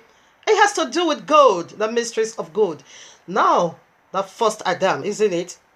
Okay, now the second Adam, Abba Yahweh begins his movement, genealogy with just one man, okay? Now he fell from glory. Now the second Adam picked up that call to restore this fallen state or fallen kingdom of the first Adam. And he is the very one the water get to ankle. He said, because this water that came from the throne of Abba Yahuwah, it did not just hit the whole world back. It started gradually. Just as Abba Yahuwah never didn't fill the whole world with people much. It started with one. So they send this water, first of all, reach the ankle. Ankle of it represent Yahushua HaMashiach. The spirit begins with him. The Ruach HaKodesh came from him. That is why he gets to the ankle. Now, he's talking about this last day. This revelation hasn't yet been fulfilled. This revelation is referring to the fallen state of Genesis 3. To the kingdom of Adam that fell from glory. Is referring to the restoration of it. And who is going to restore it is the second Adam. And that water begins with him. To the ankle. Yahushua have about 3 appearances in the royal law. When you go to John 20, only his wife Maria knew about his secret ascension and his secret descent. John 20. Now, John 20, what did he do? He said, don't touch me. She was the one God who saw the risen king first. Don't touch me. Go and tell my brethren. Here is where I'm going. And tell them where to meet me. So she alone knows about the secret ascension and the secret descent. That is the first appearance. Yahushua first appearance. It's not going to be wow. But due to the characteristics of this very one, you're going to know. Because as he go home up, the same is coming down. He go up a man. He's coming down a man. He go up a flesh. He's coming down a flesh. He will descend. His first coming or his first appearance is not going to be something that is going to be, this is breaking news. Not at all. It's going to come. You see the water start from the ankle. It's going to come privately. Now the second appearance. What that is the second water. Let us also go there before I reveal the second appearance. All right now. Here I am, Ezekiel 47:4. We see the first water to the ankles. It start with little. Okay? Like the first Adam and like the second Adam and his family. Like the first Adam and his wife. And the second Adam and his wife also. And the second Adam's wife knew when her husband ascended. Maria Magdala, when her husband ascended, she knew about the secret ascension. And she also knew about the descending ascension. Go and tell my brethren to come and meet me over here. Okay, in so time right now I'm going up over there. And I'm coming right back again. Tell them to come and meet me over here. All right now. That is the first water. It's going to be for Yahushua. Private. It's private. You know. Just like the first Adam and his wife. Now read for. Again, he mentioned 1,000. And brought me through the waters. The waters were to the knees. You see now the water is growing. The Ruach HaKodesh is spreading. Oh, Robo Shanda, that is the mystery of God. That needs to beautify our life as God. That needs to refund you and me. What does water does? Water cleanses from the inner. Oh no. He purifies us. Oh, Robo Shanda. And when he's done with you, you will be wow, even more beautiful than good. Right now, the water now gets to the knees. You know, we are growing. So that is this second appearance. His second appearance has it. What does that? How does that work? That is to appear in the cloud. This one is going to be breaking news because the water is growing and it's spreading. Now proceed from just private life now into public ministries. Because the water is spreading. The Ruach HaKodesh is spreading. This is going to be breaking news. Okay. I think I also have to post some scripture. Let me not be talking. Oh, serpent is wicked. Serpent is really, really wicked. He wanted to steal this away from me. Please, we return back to the water in the ankles. Because it's dealing with the head of the tribe of Yehuda, which is Yahushua HaMashiach. Okay. The water to the ankles. There's two scriptures I just left over. I only quoted one, whereby I jotted three. I only quoted one or read one. It's too poor. So I need to put it back. So we go back now to the water in the ankles. That is how Abba Yahuah started. So lead you with the first man, the first woman, and the second Adam to take it over. That is his first appearance, which his wife knew about, Maria, the water to the ankle. Here I am, Micah 5 verses 2. But thou, Bethlehem, Euphrates, though thou be little among the thousands of Yehudah, yet out of thee shall he come forth unto me, that is to be ruler in Yisrael, whose goings forth have been from of old, from everlasting. Can I take it again? Micah 5:2. But thou, Bethlehem, Ephraim, though thou be little among the thousands of Yehudah, yet out of thee shall he come. He's talking about Yahushua HaMashiach. Come forth unto me, that is to be ruler in Yisrael, whose goings forth have been from of old, from everlasting. Now, Revelation 5. I also want to put some more over there before we now proceed to the second word. Revelation chapter 5. Where? Yes, verses 8 now. Oh, is it 8? No. Where is it? Oh, my father. Yes, 5 also. Time is going. I read. And one of the elders saith unto me, weep not, behold, the lion of the tribe of Yehudah, the root of David, hath prevailed to open the book and to loose the seven seals thereof. So we see that is the head, is the little water in the ankle, His first coming represent that, to water and to purify this golden blood inside the, for this is the mystery. It's restoration. God can rust. God preserved for eternal. What I will say, what is the mystery over here? That the water, the first river that goes out from the throne of Abba Yahuwah goes straight to well to the land of gold. To the land of gold. It said the gold of that land is wonderful, and it also mixed up with a lot of precious stones. That is the planks of Abba Yahuwah right from the beginning is preserved, no matter what Sempet is doing. It's highly preserved. God cannot rust, neither do precious stones rust. They last for all eternal. This is the beauty and the glory of this first alphabet that planks over Abba Yahuwah had before the fall. It is eternal. He is preserved as gold. He is preserved as diamond stone. It's coming right back. That is why the very first river, he watered the land of gold to preserve as a covenant. God is a covenant of preservation. God is a covenant of my plans stand eternal, not to change it. God cannot rust. Do whatever you want to do to good. He can't rust. It will still come out, be wonder after cleansing. It's so wonderful. And that is what no matter what Semper did to us, right in Genesis 3 to contaminate these wonderful plans of Abba Yahuwah, is coming back. He stands sure eternal as gold. Is the first letter.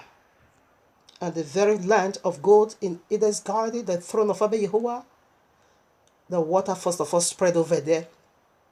It is the Ruach HaKodesh to preserve that plants, because Abba Yahuwah knew already something is going to, contaminate this plant. That is why first of all start with gold and precious stones. This rust not. This is preserved. This is the mystery of gold. It's to preserve the first plant. It's to preserve the very heart desire of Abba Yahuwah eternal. It can't rust. Oh, Rabbo Shanda, the beauty of gold, it is eternal, it beautifies, it is worth, it is property. It don't rust. Alright, now we'll move forward. This is taking another dimension. Wonderful and powerful. This is what gold is. It preserved the first covenant into eternal life. You said gold is cause you Christian. You mad people deeper life. This is how they blaspheme the tabernacle of Abba Yahuwah. God, it is the tabernacle of Abba Yahuwah that preserved the first covenant to be fulfilled by the second Adam.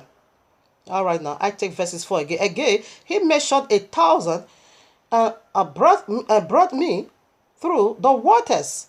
The waters were to the knees. Now the water is spreading, is growing. The knowledge is spreading. The Ruach HaKodesh is purifying people as good. Are you being purified? All right, now let's put some more. Now, who is the second water that comes to the knees? It is the royal tribe. It is the tribe of Yehudah. After we have seen the head of Yehudah, that is why he added that south, that south. That is why he added that south in the altar where the water came from. We knew already east, it is Abba Yahuwah through the south. Also, still is speaking of the same person. Now, this water to the knees, they are the royal tribe. The tribe of Yehudah. Here I am, Zechariah 12:7. And Yahuwah said, you will know the reason why I said that. And Yahuwah said, and Yahuwah also shall save the tents of Yehudah first. Did you get that? Yahuwah, after this Ruach HaKodesh has already, of course, in Yahushua, that is first appearance of Yahushua as coming. Like I said already. And this second one is going to be wow. That is the breaking news. Because now we are multiplying. We are spreading. The Ruach HaKodesh is making more, cleansing and profit until, Yehuwah. Oribo Shandaya. Rekos Klimaha. I am of a bitty work as gold. Alright now. My time is good. Yahuwah also shall save the tents of Yehudah first. So the Ruach HaKodesh is coming to them first, that the glory of the house of David and the glory of the inhabitants of Jerusalem do not magnify themselves against Yehudah. Why? Because it is Yahuwah's portion here on earth That is what we call our language Yahuah'S language. So I'm going to make the new covenant with the house of Yisrael and with the house of Yehudah. The old earth, it is Yisrael, and the language is going to be what? Yahuah'S. Orabo Shandaya.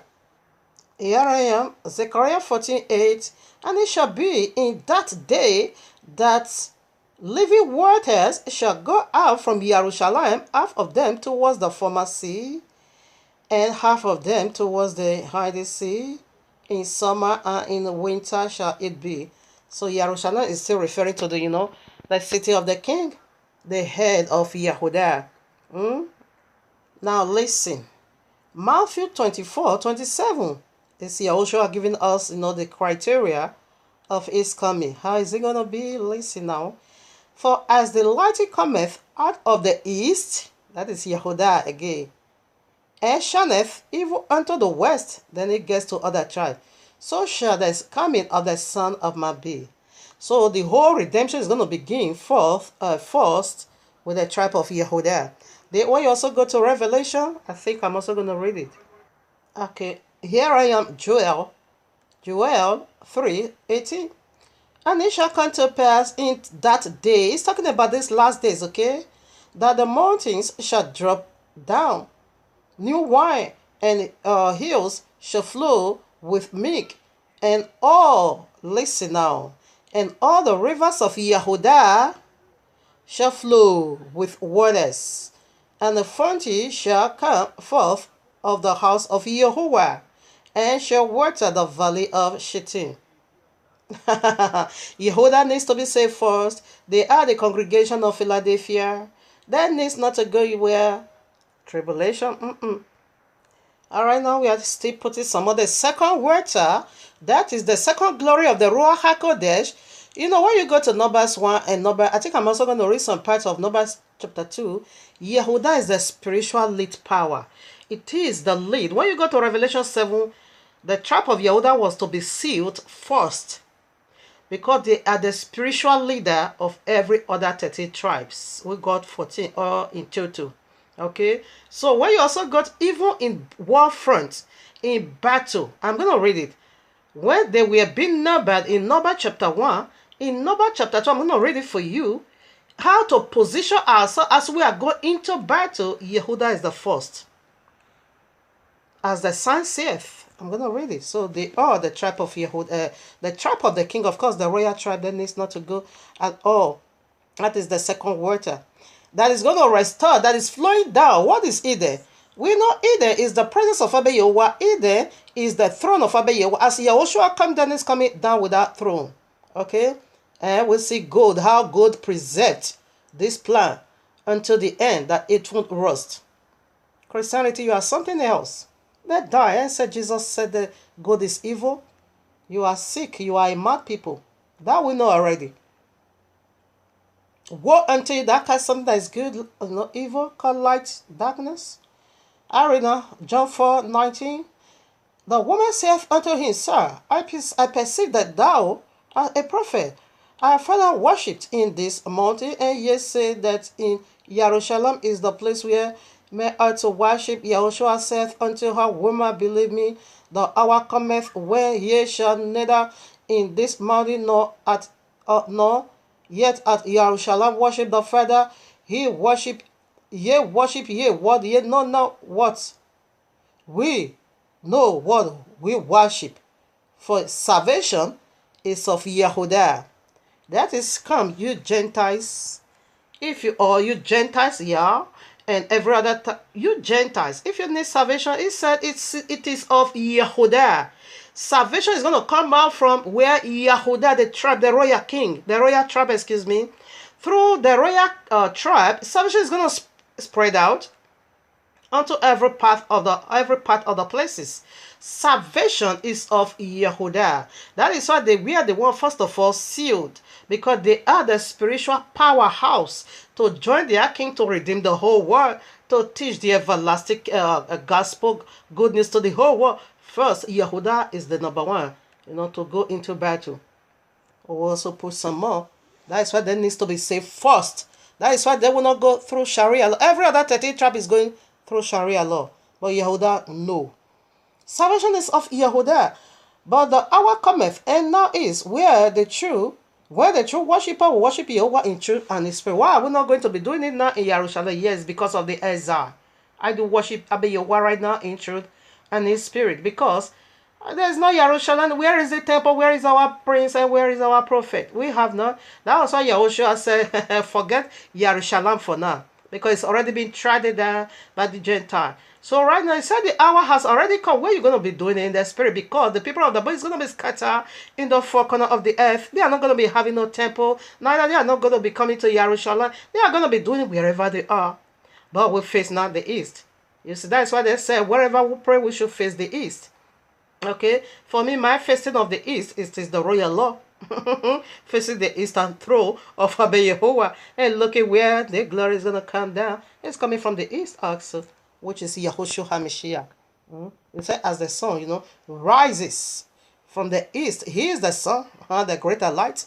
It's going to rise through Yehuda right away to every other tribe or to the four corners of the earth. All right, now, here I am, Revelation 3:7. And to the angel of the congregation of Philadelphia, write, this thing saith he that is holy, he that is true, he that had the key of David. You see, this is the only congregation he referred himself that he holds or he had the key of David. See, he is referring to his tribe, the tribe of Yehuda. And Philadelphia simply means brotherly loved. And this is the only congregation that is being exempted from Sharia law, from the hour of darkness. He that openeth, and no man shutteth, and shutteth, and no man openeth. This door has already been opened for the tribe of Yehudi. They will never ever go through the Sharia law. Okay? So their tent needs to be safe first. They are the second water now, preceded to the names. Alright, we'll stipple one more before we go to the third waters. So you can read number chapter 1 in order for you to get the clarity in a very better view. Okay, because they were numbering, people old enough, or the army of Yahuwah from 20 years of age. Alright, now when they are going into battle, how they need to position themselves. That you can find in number 1 and number 2. So I take some part in number chapter 2. Every man, okay now, yeah. And Yahuwah spake unto Moshe and unto Aaron, saying, every man of the children of Israel shall pitch by his own stand, with the ensign of their father's house, far off about the tabernacle of the congregation shall they pitch. Okay, now 2, 3. And on the east side word, I love the royal law. It's so accurate. And on the east side towards the rising of the sun shall they of the stand of the camp of Yehuda pitch throughout their armies. Did they get that? Okay, that is the sign. When we go into battle, you need to do it like this. In order for us to get the victory, you need to position yourself where I ask you. When you also go to Revelation 7, we are the first to be sealed. Now I read now. All that were numbered in the camp of Israel. Okay, oh, no, I'm done. Excuse me. What is the middle there? I just want to prove the eastern part, okay? So that is the second water. Their camp, the tribe of Yoda is the one to lead in the army when going into battle. Yahushua, they are going to follow Yahushua anywhere Yahushua go. Revelation 40 saith. But Yehuda is to lead it all. Alright, now we are right back again to Ezekiel 47. Now we'll take for the last verse of the 4. Again, he measured 1,000 and brought me through the waters. The waters were to the knees. That is the tribe of Yehuda. The Ruach HaKodesh is spreading, growing, okay? The signs of the last day, the glory of Abba Yehovah is spreading. Now, again, he mentioned 8,000 and brought me through the waters, where to the loins. These are the entire 30 tribes. to the Lord. Now we are growing, isn't it? You know, the water in Genesis 4, excuse me, 2, 9 to 14, divided itself into 4 heads, or river. Horrible Shandaya Baba. And when I said the very first one is to beautify every other one. Okay? So let's put some more. Horrible Shandaya. Alright now. You know, Ezekiel 47 is the prophecies of the last days. It has never ever been fulfilled. It don't have the first what they call preliminary or so. So this vision is fresh. Okay, it is in the signs of the, just as the temple of Ezekiel has never been built. Yahushua is the one to build the temple. Exactly the same with all the signs we are unveiling from there. It is the signs of the last days. All right now. So right now the water is growing, isn't it? Now to where? To the loins. So here I am, Zechariah 13, I take from 8. And it shall come to pass that in all the land, where all the children of Israel is being scattered in all the land, saith Yahuwah, to part therein shall die. Shall I take it again? I made a mistake. And it shall come to pass that in all the lands, saith Yahuwah, to part therein shall be cut off and die, but the third shall be left therein. All right now. And I will bring the third pair through the fire, and I will refine them as silver is refined, and will try them as gold is tried, and they shall call on my name, and I will hear them, and I will say, it is my people, and they shall say, Yahuwah is my Elohim. Wonderful. I am be refound as gold. I am be tried as gold. I am of a bitty work as gold. Ye nebo. Ye sekeya. Ye nebo. I am be tried as gold. God passed through fire. God passed through exile. God passed through oven. I am be refound as gold. Yeah. Have you been refound as gold? Why should one say gold is evil? I can't understand. When I look at, each time I look at the madness of these people called deeper life, and of these people said they died, they rose. Jesus said, God, people that use God, they are in the link of fire. It make me sick. Has it come to that extent that you will just see something one that you will be calling it evil? Why the only way God will become evil when you take God as your God, like Esau. Esau's first son is called Eliphaz, meaning God is my God. That is evil. That is where it now become not God itself, but it is your relationship now with God. It is your attitude now. It is your wickedness now. But not in total or in totality or in general. No. You can't discredit gold. You have fake money, isn't it? But you cannot say because there are some fake money, therefore all money is fake. Not at all. You still differentiate the good. There is a good purpose for good. God is eternal. You cannot condemn God because somebody is saying God is his God, like Eliphaz. Eliphaz simply means God is my God. That is when I become evil. Like money. He said the love of money is the root of all evil. Can you say you will not look for money because he said the love? Yes, the love of it, that is where it now become evil. Money is not evil. But when you not take money as your God, you want to get money at all kinds, regardless, killing someone, that is when it now become evil. But you cannot call money in totality evil. Deeper life, mad people, Jesus, mad people. Can you say money is evil? But the love of it, he said, is evil. All right now. We proceed now. Are you being refound as gold? All right now. Here I am, Deborah 30 verses 4. So we are looking into the third characteristics, characteristics of this water that flowed from the throne of Abba Yahuwah down here on earth, to beautify the Garden of Eden. It first of all start with the land of gold, isn't it? And we are unveiling the mystery of gold. The very first alphabet of this word called gold, what did it go for? It now go for glorious Garden of Eden. And gold preserved eternal. God preserved the first plan of Abewa because Abewa knew something is going to ravage it. You know, it's going to pour it outside down. Therefore, the first river was gold, or the first land was land of gold. He said the gold of that land was good. And that gold land also have diamond stones. Me go together is eternal. Oh, Robo Shandaya.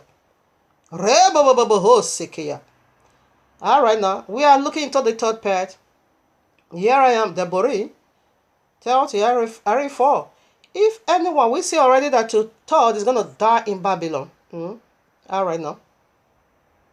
I read. If any of thine be driven out of, if any of thine be driven out unto the uttermost parts of the heaven, from thence will Yahuwah the Elohim gather thee, and from thence will he fetch thee. What is he talking about?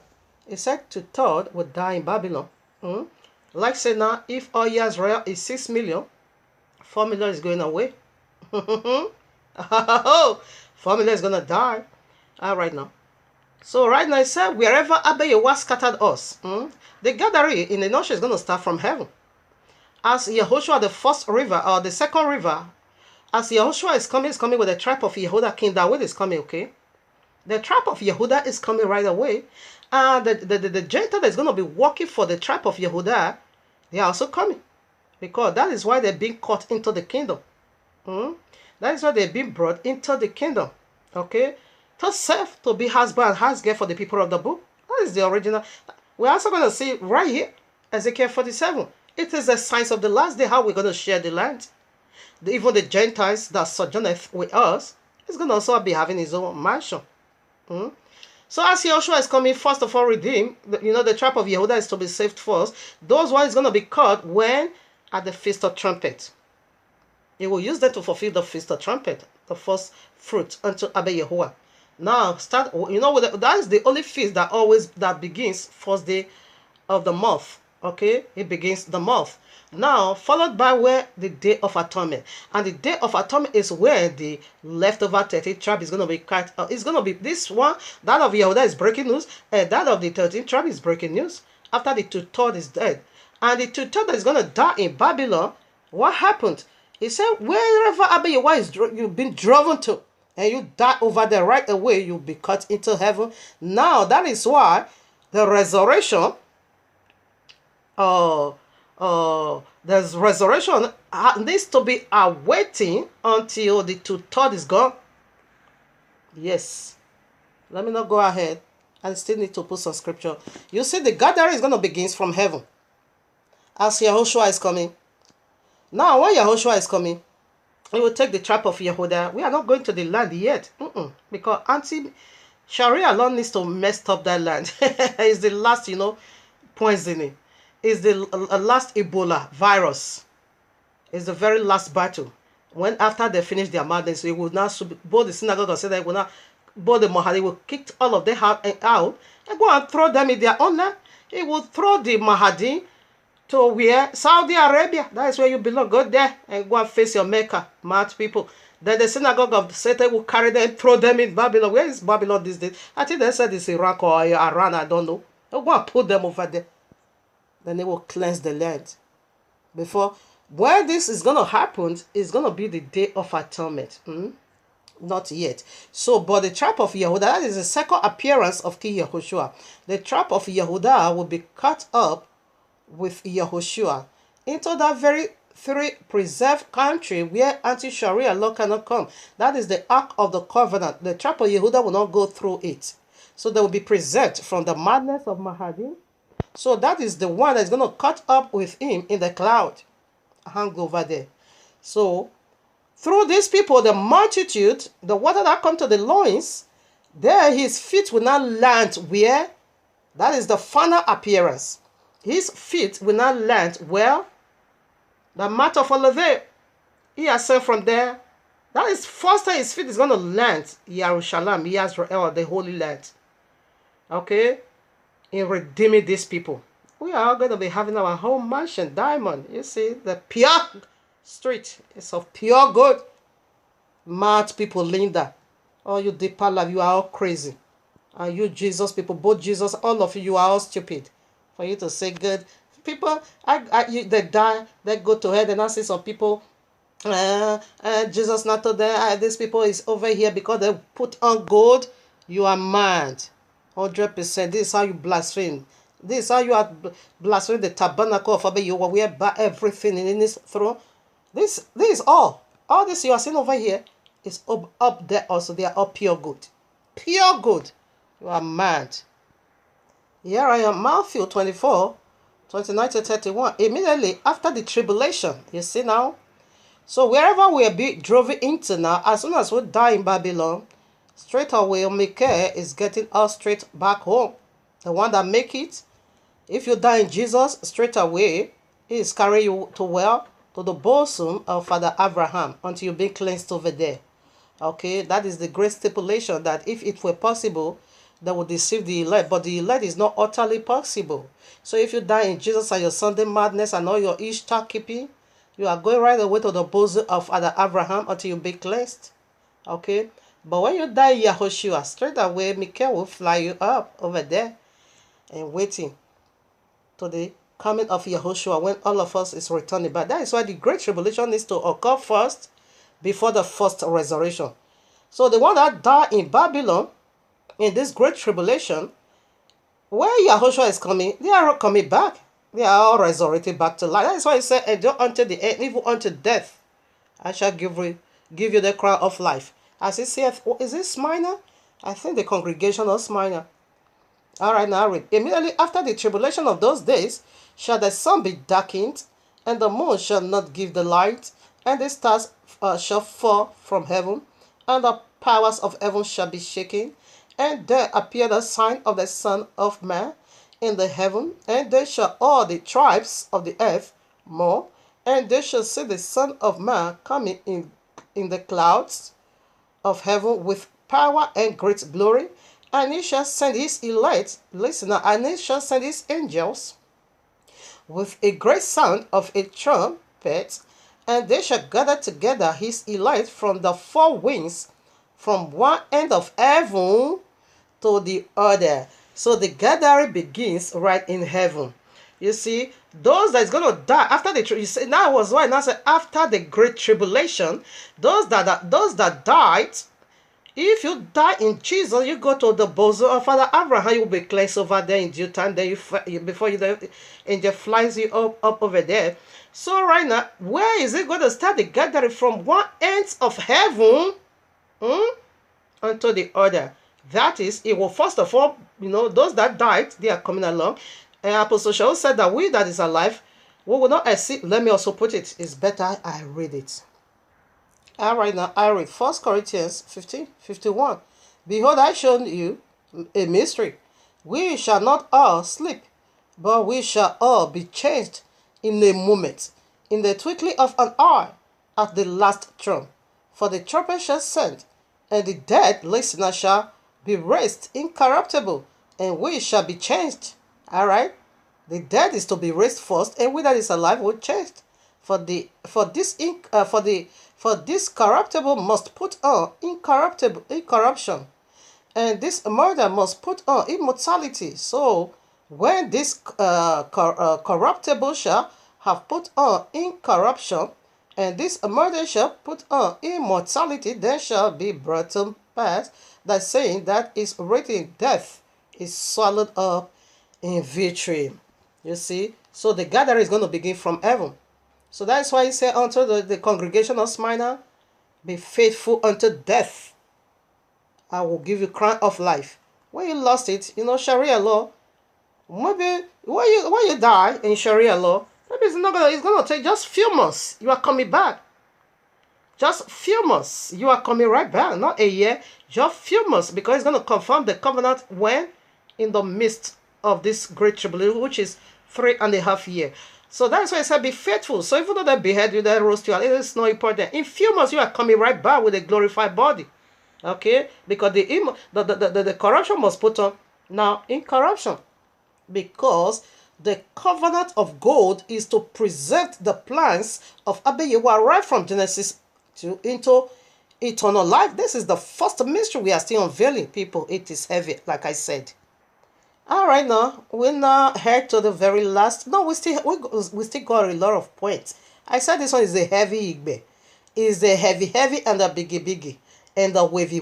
If I'm done with point one, the glorious go, the mystery of go, the very first letter, go forward, glorious guiding of Eden. If I'm done with this, then I'm done. All right, now I read 5 now. Afterward, he mentioned 1,000. And it was a river that I could not pass over, for the waters were rising, waters to swim in, a river that could not be passed over. Now, the knowledge of Abayewa covered the whole world. Narabashando. We see immediately go from the third part, which is the whole house of Israel, that now spread to the Gentile world. Let me read it. All right, now I read Habakkuk 2:14. For the earth shall be filled with the knowledge of the glory of Yahuwah, as the word is cover the sea. All right, now we'll see already now the fourth point, or the fourth mention, that everywhere is not filled. So that one now goes to the Gentile world.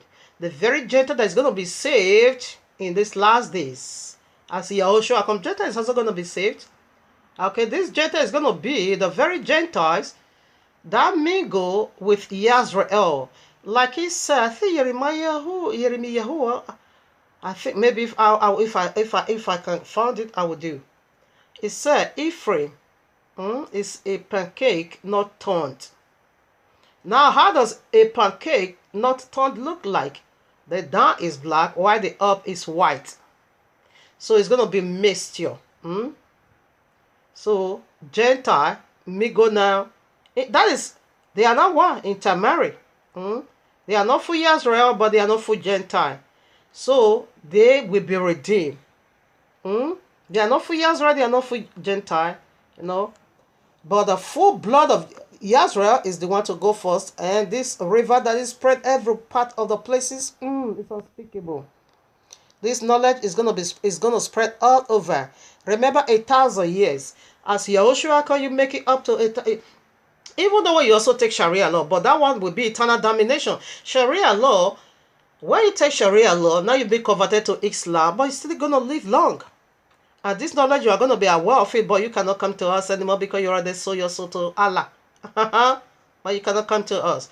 But the one that does not take, I don't know. Abayewa is working mysteriously in a mysterious way. Islam, their own children is born, is Islam religion is by birth. When you marry, it's by birth, okay? When you rebel, like some of them, it's also rebel. They don't want to be Islam. They say they are Christian, whatever. Okay. But I know some is going to be saved, okay? Some will be preserved. Now you are going to be living a very, very long time. Like, we are going back to the old. Okay? That is the 1,000 years of one day. It said that day you will eat of it, you shall die. Adam couldn't complete the one day.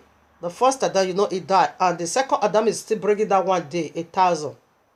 In order to resurrect the first Adam into glory eternal. Okay?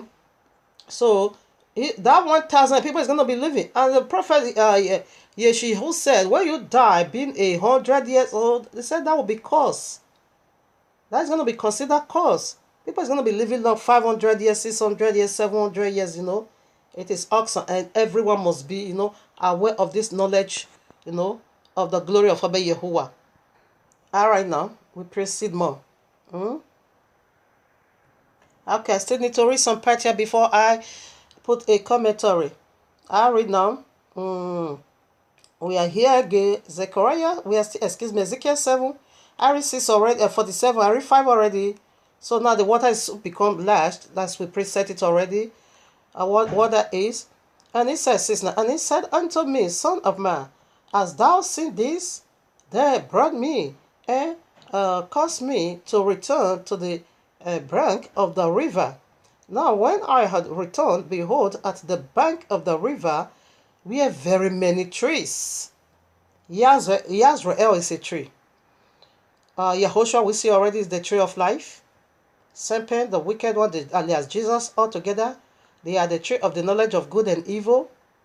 Nebuchadnezzar was a tree. Yazra is a tree. Gentile is also a tree. Romans 11.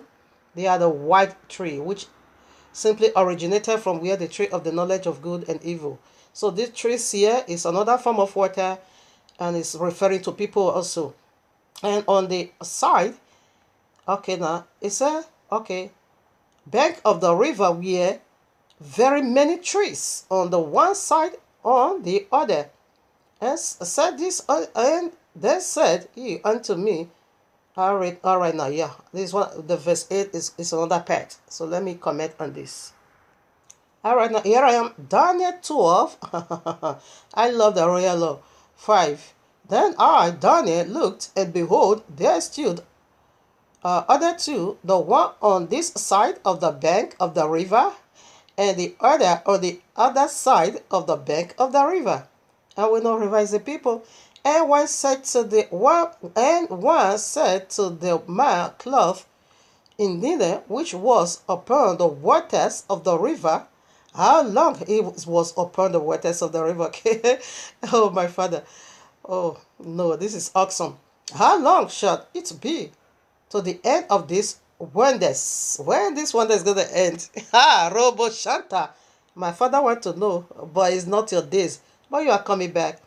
7. And I heard the man clothed in the white, cloth in linen, which was upon the waters of the river, when he hid up his right hand and his left hand unto heaven, and swore by him that liveth forever, that it shall be for a time, times, and half a time. That is three after the 3.5 year great tribulation, the wonders. And when he shall have accomplished to scatter the power of the holy people, when is it going to be dispatched to the four corner of the earth? Listen now, all these things shall be finished. Okay. And heard I, but I understood not. Then said I, oh my Adonai, what shall be the end of these things? And he said, go thy way, Daniel, for the word are sealed up. For the words as are closed up and sealed till the time of the end. Let's go now to the time of the end. This is the time of the end when this glory is going to be fulfilled, people. All right, now here we are, Revelation 10. That man cloth with a white in it is Yahushua Hamisha. Maybe you know already by now. He is the one we are talking about over that stood upon the word. He said, the water that I'm going to give unto you is a way of living water that will lead you into eternal life. And again, we see water go for 3 dimensions. It go for the word of Yahuwah. It goes for the Ruach HaKodesh. The one in Ezekiel, it is that is spreading from ankle to ankle. That is the Ruach HaKodesh, okay? But the very one he stood upon here, it is people. Listen now. I read. And I saw another mighty angel come down from heaven, clothed, Revelation 10, clothed with a cloud, and a rainbow was upon. He said, this is Yahushua. That a one man that stood upon that said, that lift up his hand and swore by him who live forever. It is Yahushua, the very one, we have been unveiling. I have been unveiled unto you. All right, now he not clothed with, cloud. What is the color of cloud? It is still talking about white linen. And a rainbow was upon his head. That's correct. And his face was as it were the sun on the greater light. And his feet as a pillar of fire. Yes. When you go to Revelation 1, I'm going to find it over there. And he had in his hand a little book open. Daniel wants to know, what is this thing? What is this? Before you will scatter the power of the holy people. When? He said it's closed up and is sealed until the end. And this book now is open already. This is the book now we are talking about. I read. And he had in his hand a little book open. Now it's no more closed, it's no more sealed, okay? Because this is the time of the end. And he set his right, listen now. He set his right foot upon the sea. A sea is also water again. And his left foot on the earth. Here on earth is talking about again. And cried with a loud voice, as when a lion runneth, is the lion of the tribe of Yehudah. And when he had cried 7 tenders uttered their voices. He wanted to write. He said, no, don't do that. Okay? Don't write. That is a secret. That is a torment of Sharia law. It's heavy. This place, it is Sharia law. All right, now I take 6. And swore, okay, now 5.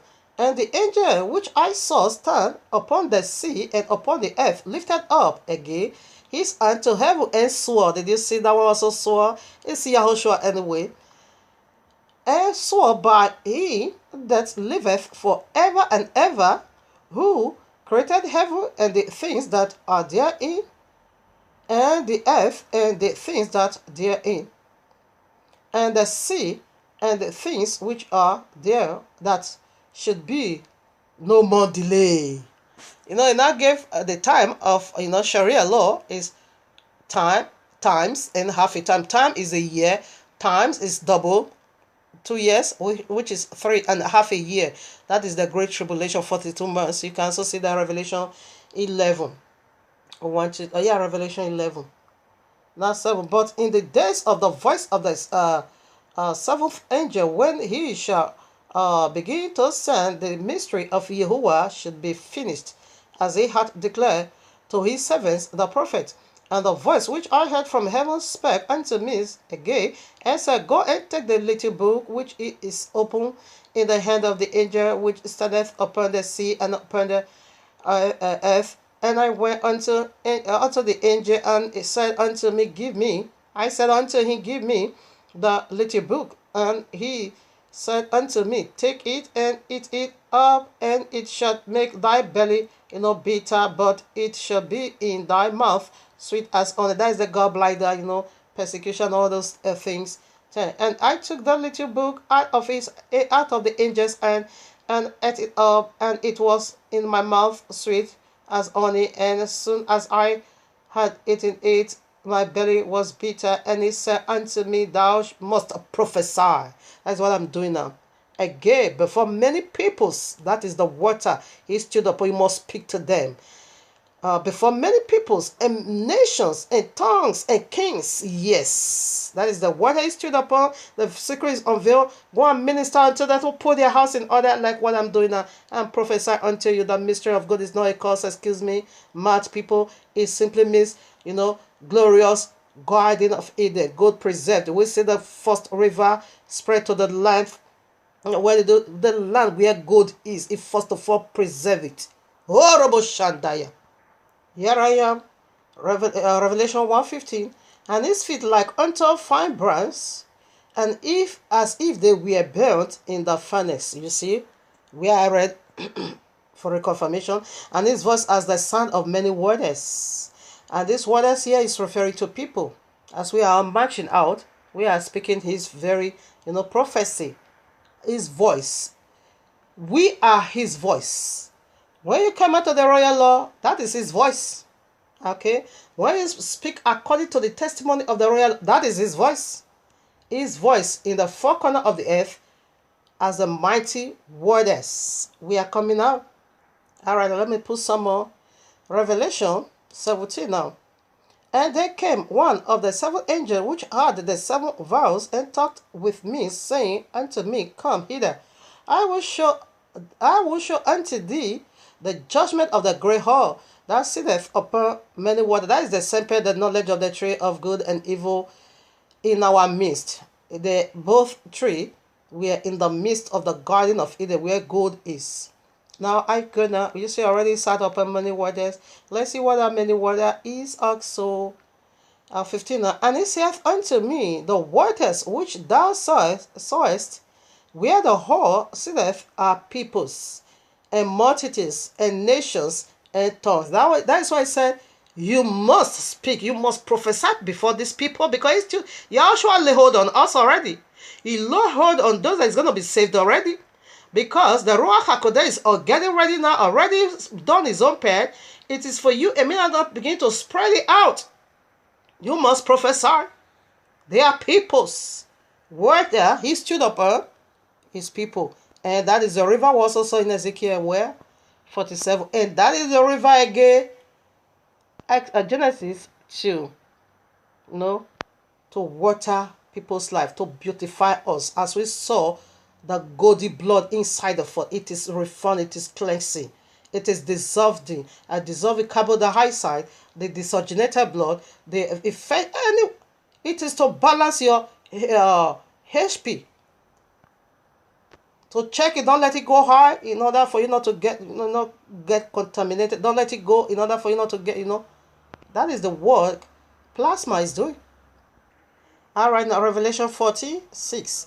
And I saw another angel fly in the midst of heaven, having the everlasting gospel, to preach unto them that dwell on the earth, and to every nation, and kindred, and tongue, and people. Those are the that is the last set of group of water that the sea now become, in fact, it's unpassable now. It's filled everywhere. All right, now here I am, Yeshayahu, chapter 60, Isaiah 60. I'm going to read only, I know the first is, arise and shine, for the light has come, and the glory of Yahweh is risen upon you. For behold, the darkness shall cover the whole earth. Darkness shall cover the earth, and grass, darkness, the people. But the Yahuwah shall rise upon thee, and his glory shall be seen upon thee. And the Gentiles, listen, and the Gentiles shall come to thy light, and kings to the brightness of thy rising. Lift up thy eyes around about and see all they gather themselves together. They come to thee. Thy son shall come from far, and thy daughter shall be nursed. All right, no, that is not where I want to read. Okay, 5 now. Then thou shalt see and flew together, and thy heart shall fear and be enlarged, because the abundance, listen now, the abundance of the sea shall be converted unto thee. The force of Gentiles shall come unto thee. Do you get that? It said the abundance of sea shall be converted unto thee. So the sea is talking about, is referring to people where I'm just unveiling now. Okay, the very sea Yahushua stood upon. We also saw it right away in Ezekiel 47, where he stood upon. These are the people that they are Gentiles. They need to be converted right away into the family of Abba Yahuwah, as the angel preached the everlasting gospel. All right, now here I am, Yeshayahu 66 verses 20. Thy son, okay, shall be, thy son shall no more go down, neither shall thy moon withdraw itself. For Yahuwah shall be thy everlasting light, and the days of thy mourning shall be ended. Okay, and thy people also shall be all righteous. They shall inherit the land forever. The branch of my planting, the work of my hand, that I may be glorified. Okay. I wonder. I supposed to read 66:20. Yeshayahu 66:20, but I was just reading 60:20. I was wondering, this is not where I'm going to. All right, now I read now. Yeshayahu chapter 66 verses 20. And they shall bring all your brethren for an offering unto Yahuwah out of all nations, upon horses, and in chariots, and in letters, and upon malus, and upon swift beasts, to my holy mountain, Jerusalem, saith Yahuwah, as the children of Israel bring an offering in a clean vessel into the house of Yahuwah. You see, they all is coming from far. Who are the Malu, wherever? They are angels. Just as we see already in Matthew 24, 29 to 31. This is the job of this angel. This is the, angel, the Ruach HaKodesh is spreading as the water into waters, okay, to purify, to get you ready. As we are going back to the Holy Land, we are not going to take a normal flight. Angel is going to fly you. That is the rapture. That is the ascension. Okay, and bring you now. He said, as an offering, you are got in a clean vessel. Now you are being clean. The Ruach HaKodesh is already cleanse your inner being. Now you are meant for eternal worship. As the angel, will also see the other pair. Angel is coming up with everlasting gospel to preach unto them that dwelleth on the earth. You see, so this is the movement of these last days. Is powerful. All this prophecy as it have been fulfilled. It is the prophecies of the last days. Okay. Here I am, Yeshayahu chapter 2. And the word that Yeshayahu, the son of, no, I go for 2. And it shall come to pass in the last days, this is the time we are, that the mountain of Yahuwah house shall be established in the top of the mountains, and shall be exalted above the hills, and all nations shall flow unto it. And many people shall go and say, Come ye, and let us go up to the mountain of Yahuwah, to the house of the Elohim of Yaakov, and he shall teach us of his ways, and we will walk in his paths. For out of Zion shall go forth the law, and the word of Yahuwah from Jerusalem. Horrible Shandaya Baba. And he shall judge among the nations, and rebuke many people also, and shall beat theirs. Okay, right now, that is what I want to prove. You see, holy worship is on its way coming. Powerful service of Abba Yehovah as of the days of the old is on its way coming. But this is going to be done through Yahushua. That is why the water starts with him. And this is the mystery of God. God is not ugly. It's wonderful. Wonderful worship as God is on his way coming. Wonderful worship as God. Praises, service as God. Purified. It's on its way coming. We are being purified. People that's going to, come into eternal kingdom with Yahushua. These are the ones that is already been purified as gold. Do you know the process God went through? This is gold. The menorah, the last lampstand in the temple of Yahuwah is pure gold. I'm going to read it in part 2. Family, even part 1 is here done. I still have about 2 points to establish it. I thought it's heavy.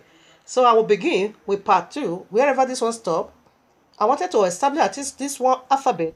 To continue part 1, but however, if I can, no problem, I proceed now in part 2, but make sure you follow part 2, okay? In order for you to, if you want to know how you need to be beaten, how you need to be of a beating work, type it, Google it. How was God being found? How is God being prepared? How is God being refound? It is a powerful lesson of how we need to be beaten, of how we need to be refound, of how we need to be tried, just as God.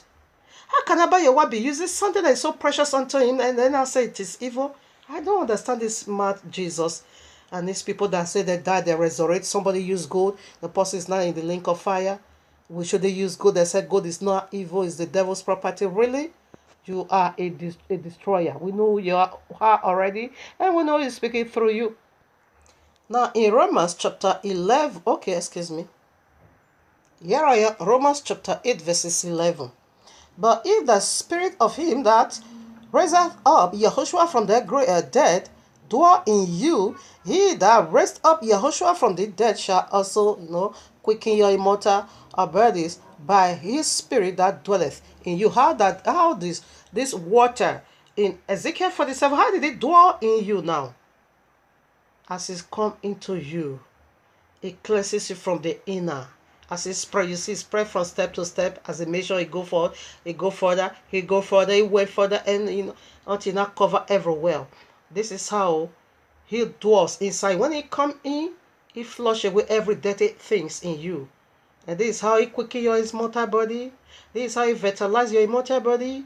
And this is how you be refound. This is how you be cleansed. This is how you been tried as gold. Because that water that spread into that land that has gold. Okay? Horrible Shandaya Baba.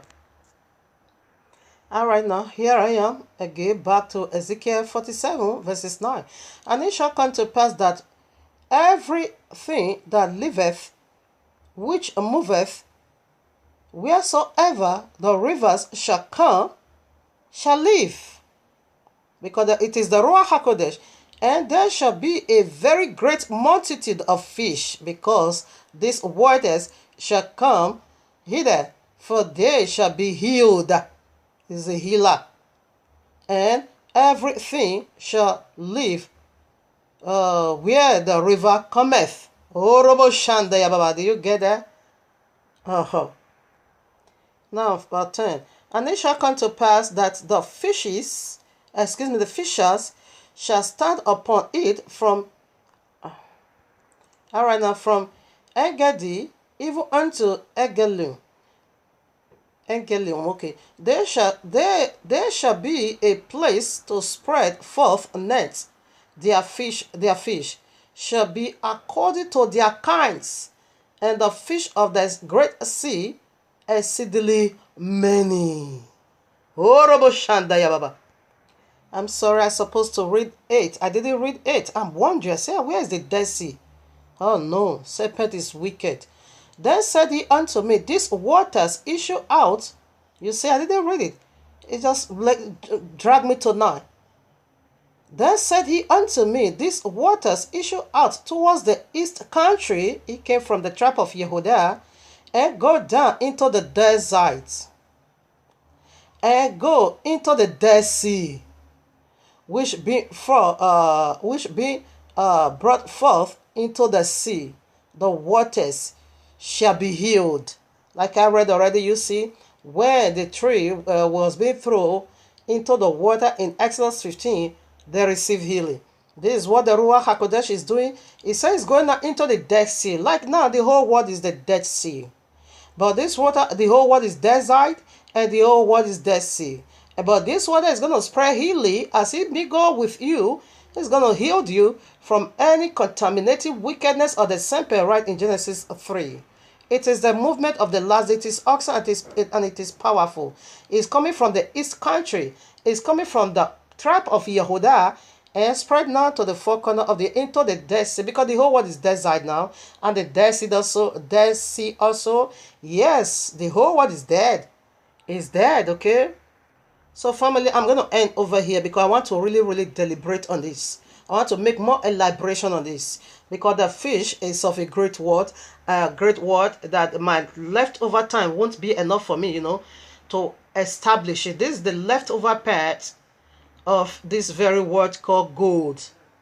We're almost done with the first alphabet, but we still have 2 points to go. We'll talk about the Dead Sea. I will talk about the fish. No, we still got 3 points to go.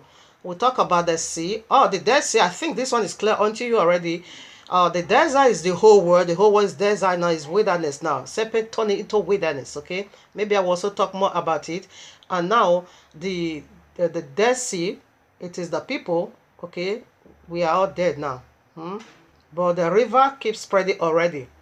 Okay. You see the water now is going into the Dead Sea. That Dead Sea represents all of us except Yahushua, the tribe of Yehudah, the other 30 tribe, the Gentile world.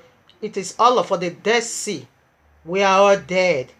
But you see now the water. So wherever that water goes, everyone is healed. So I'll make more liberation on it in part 2.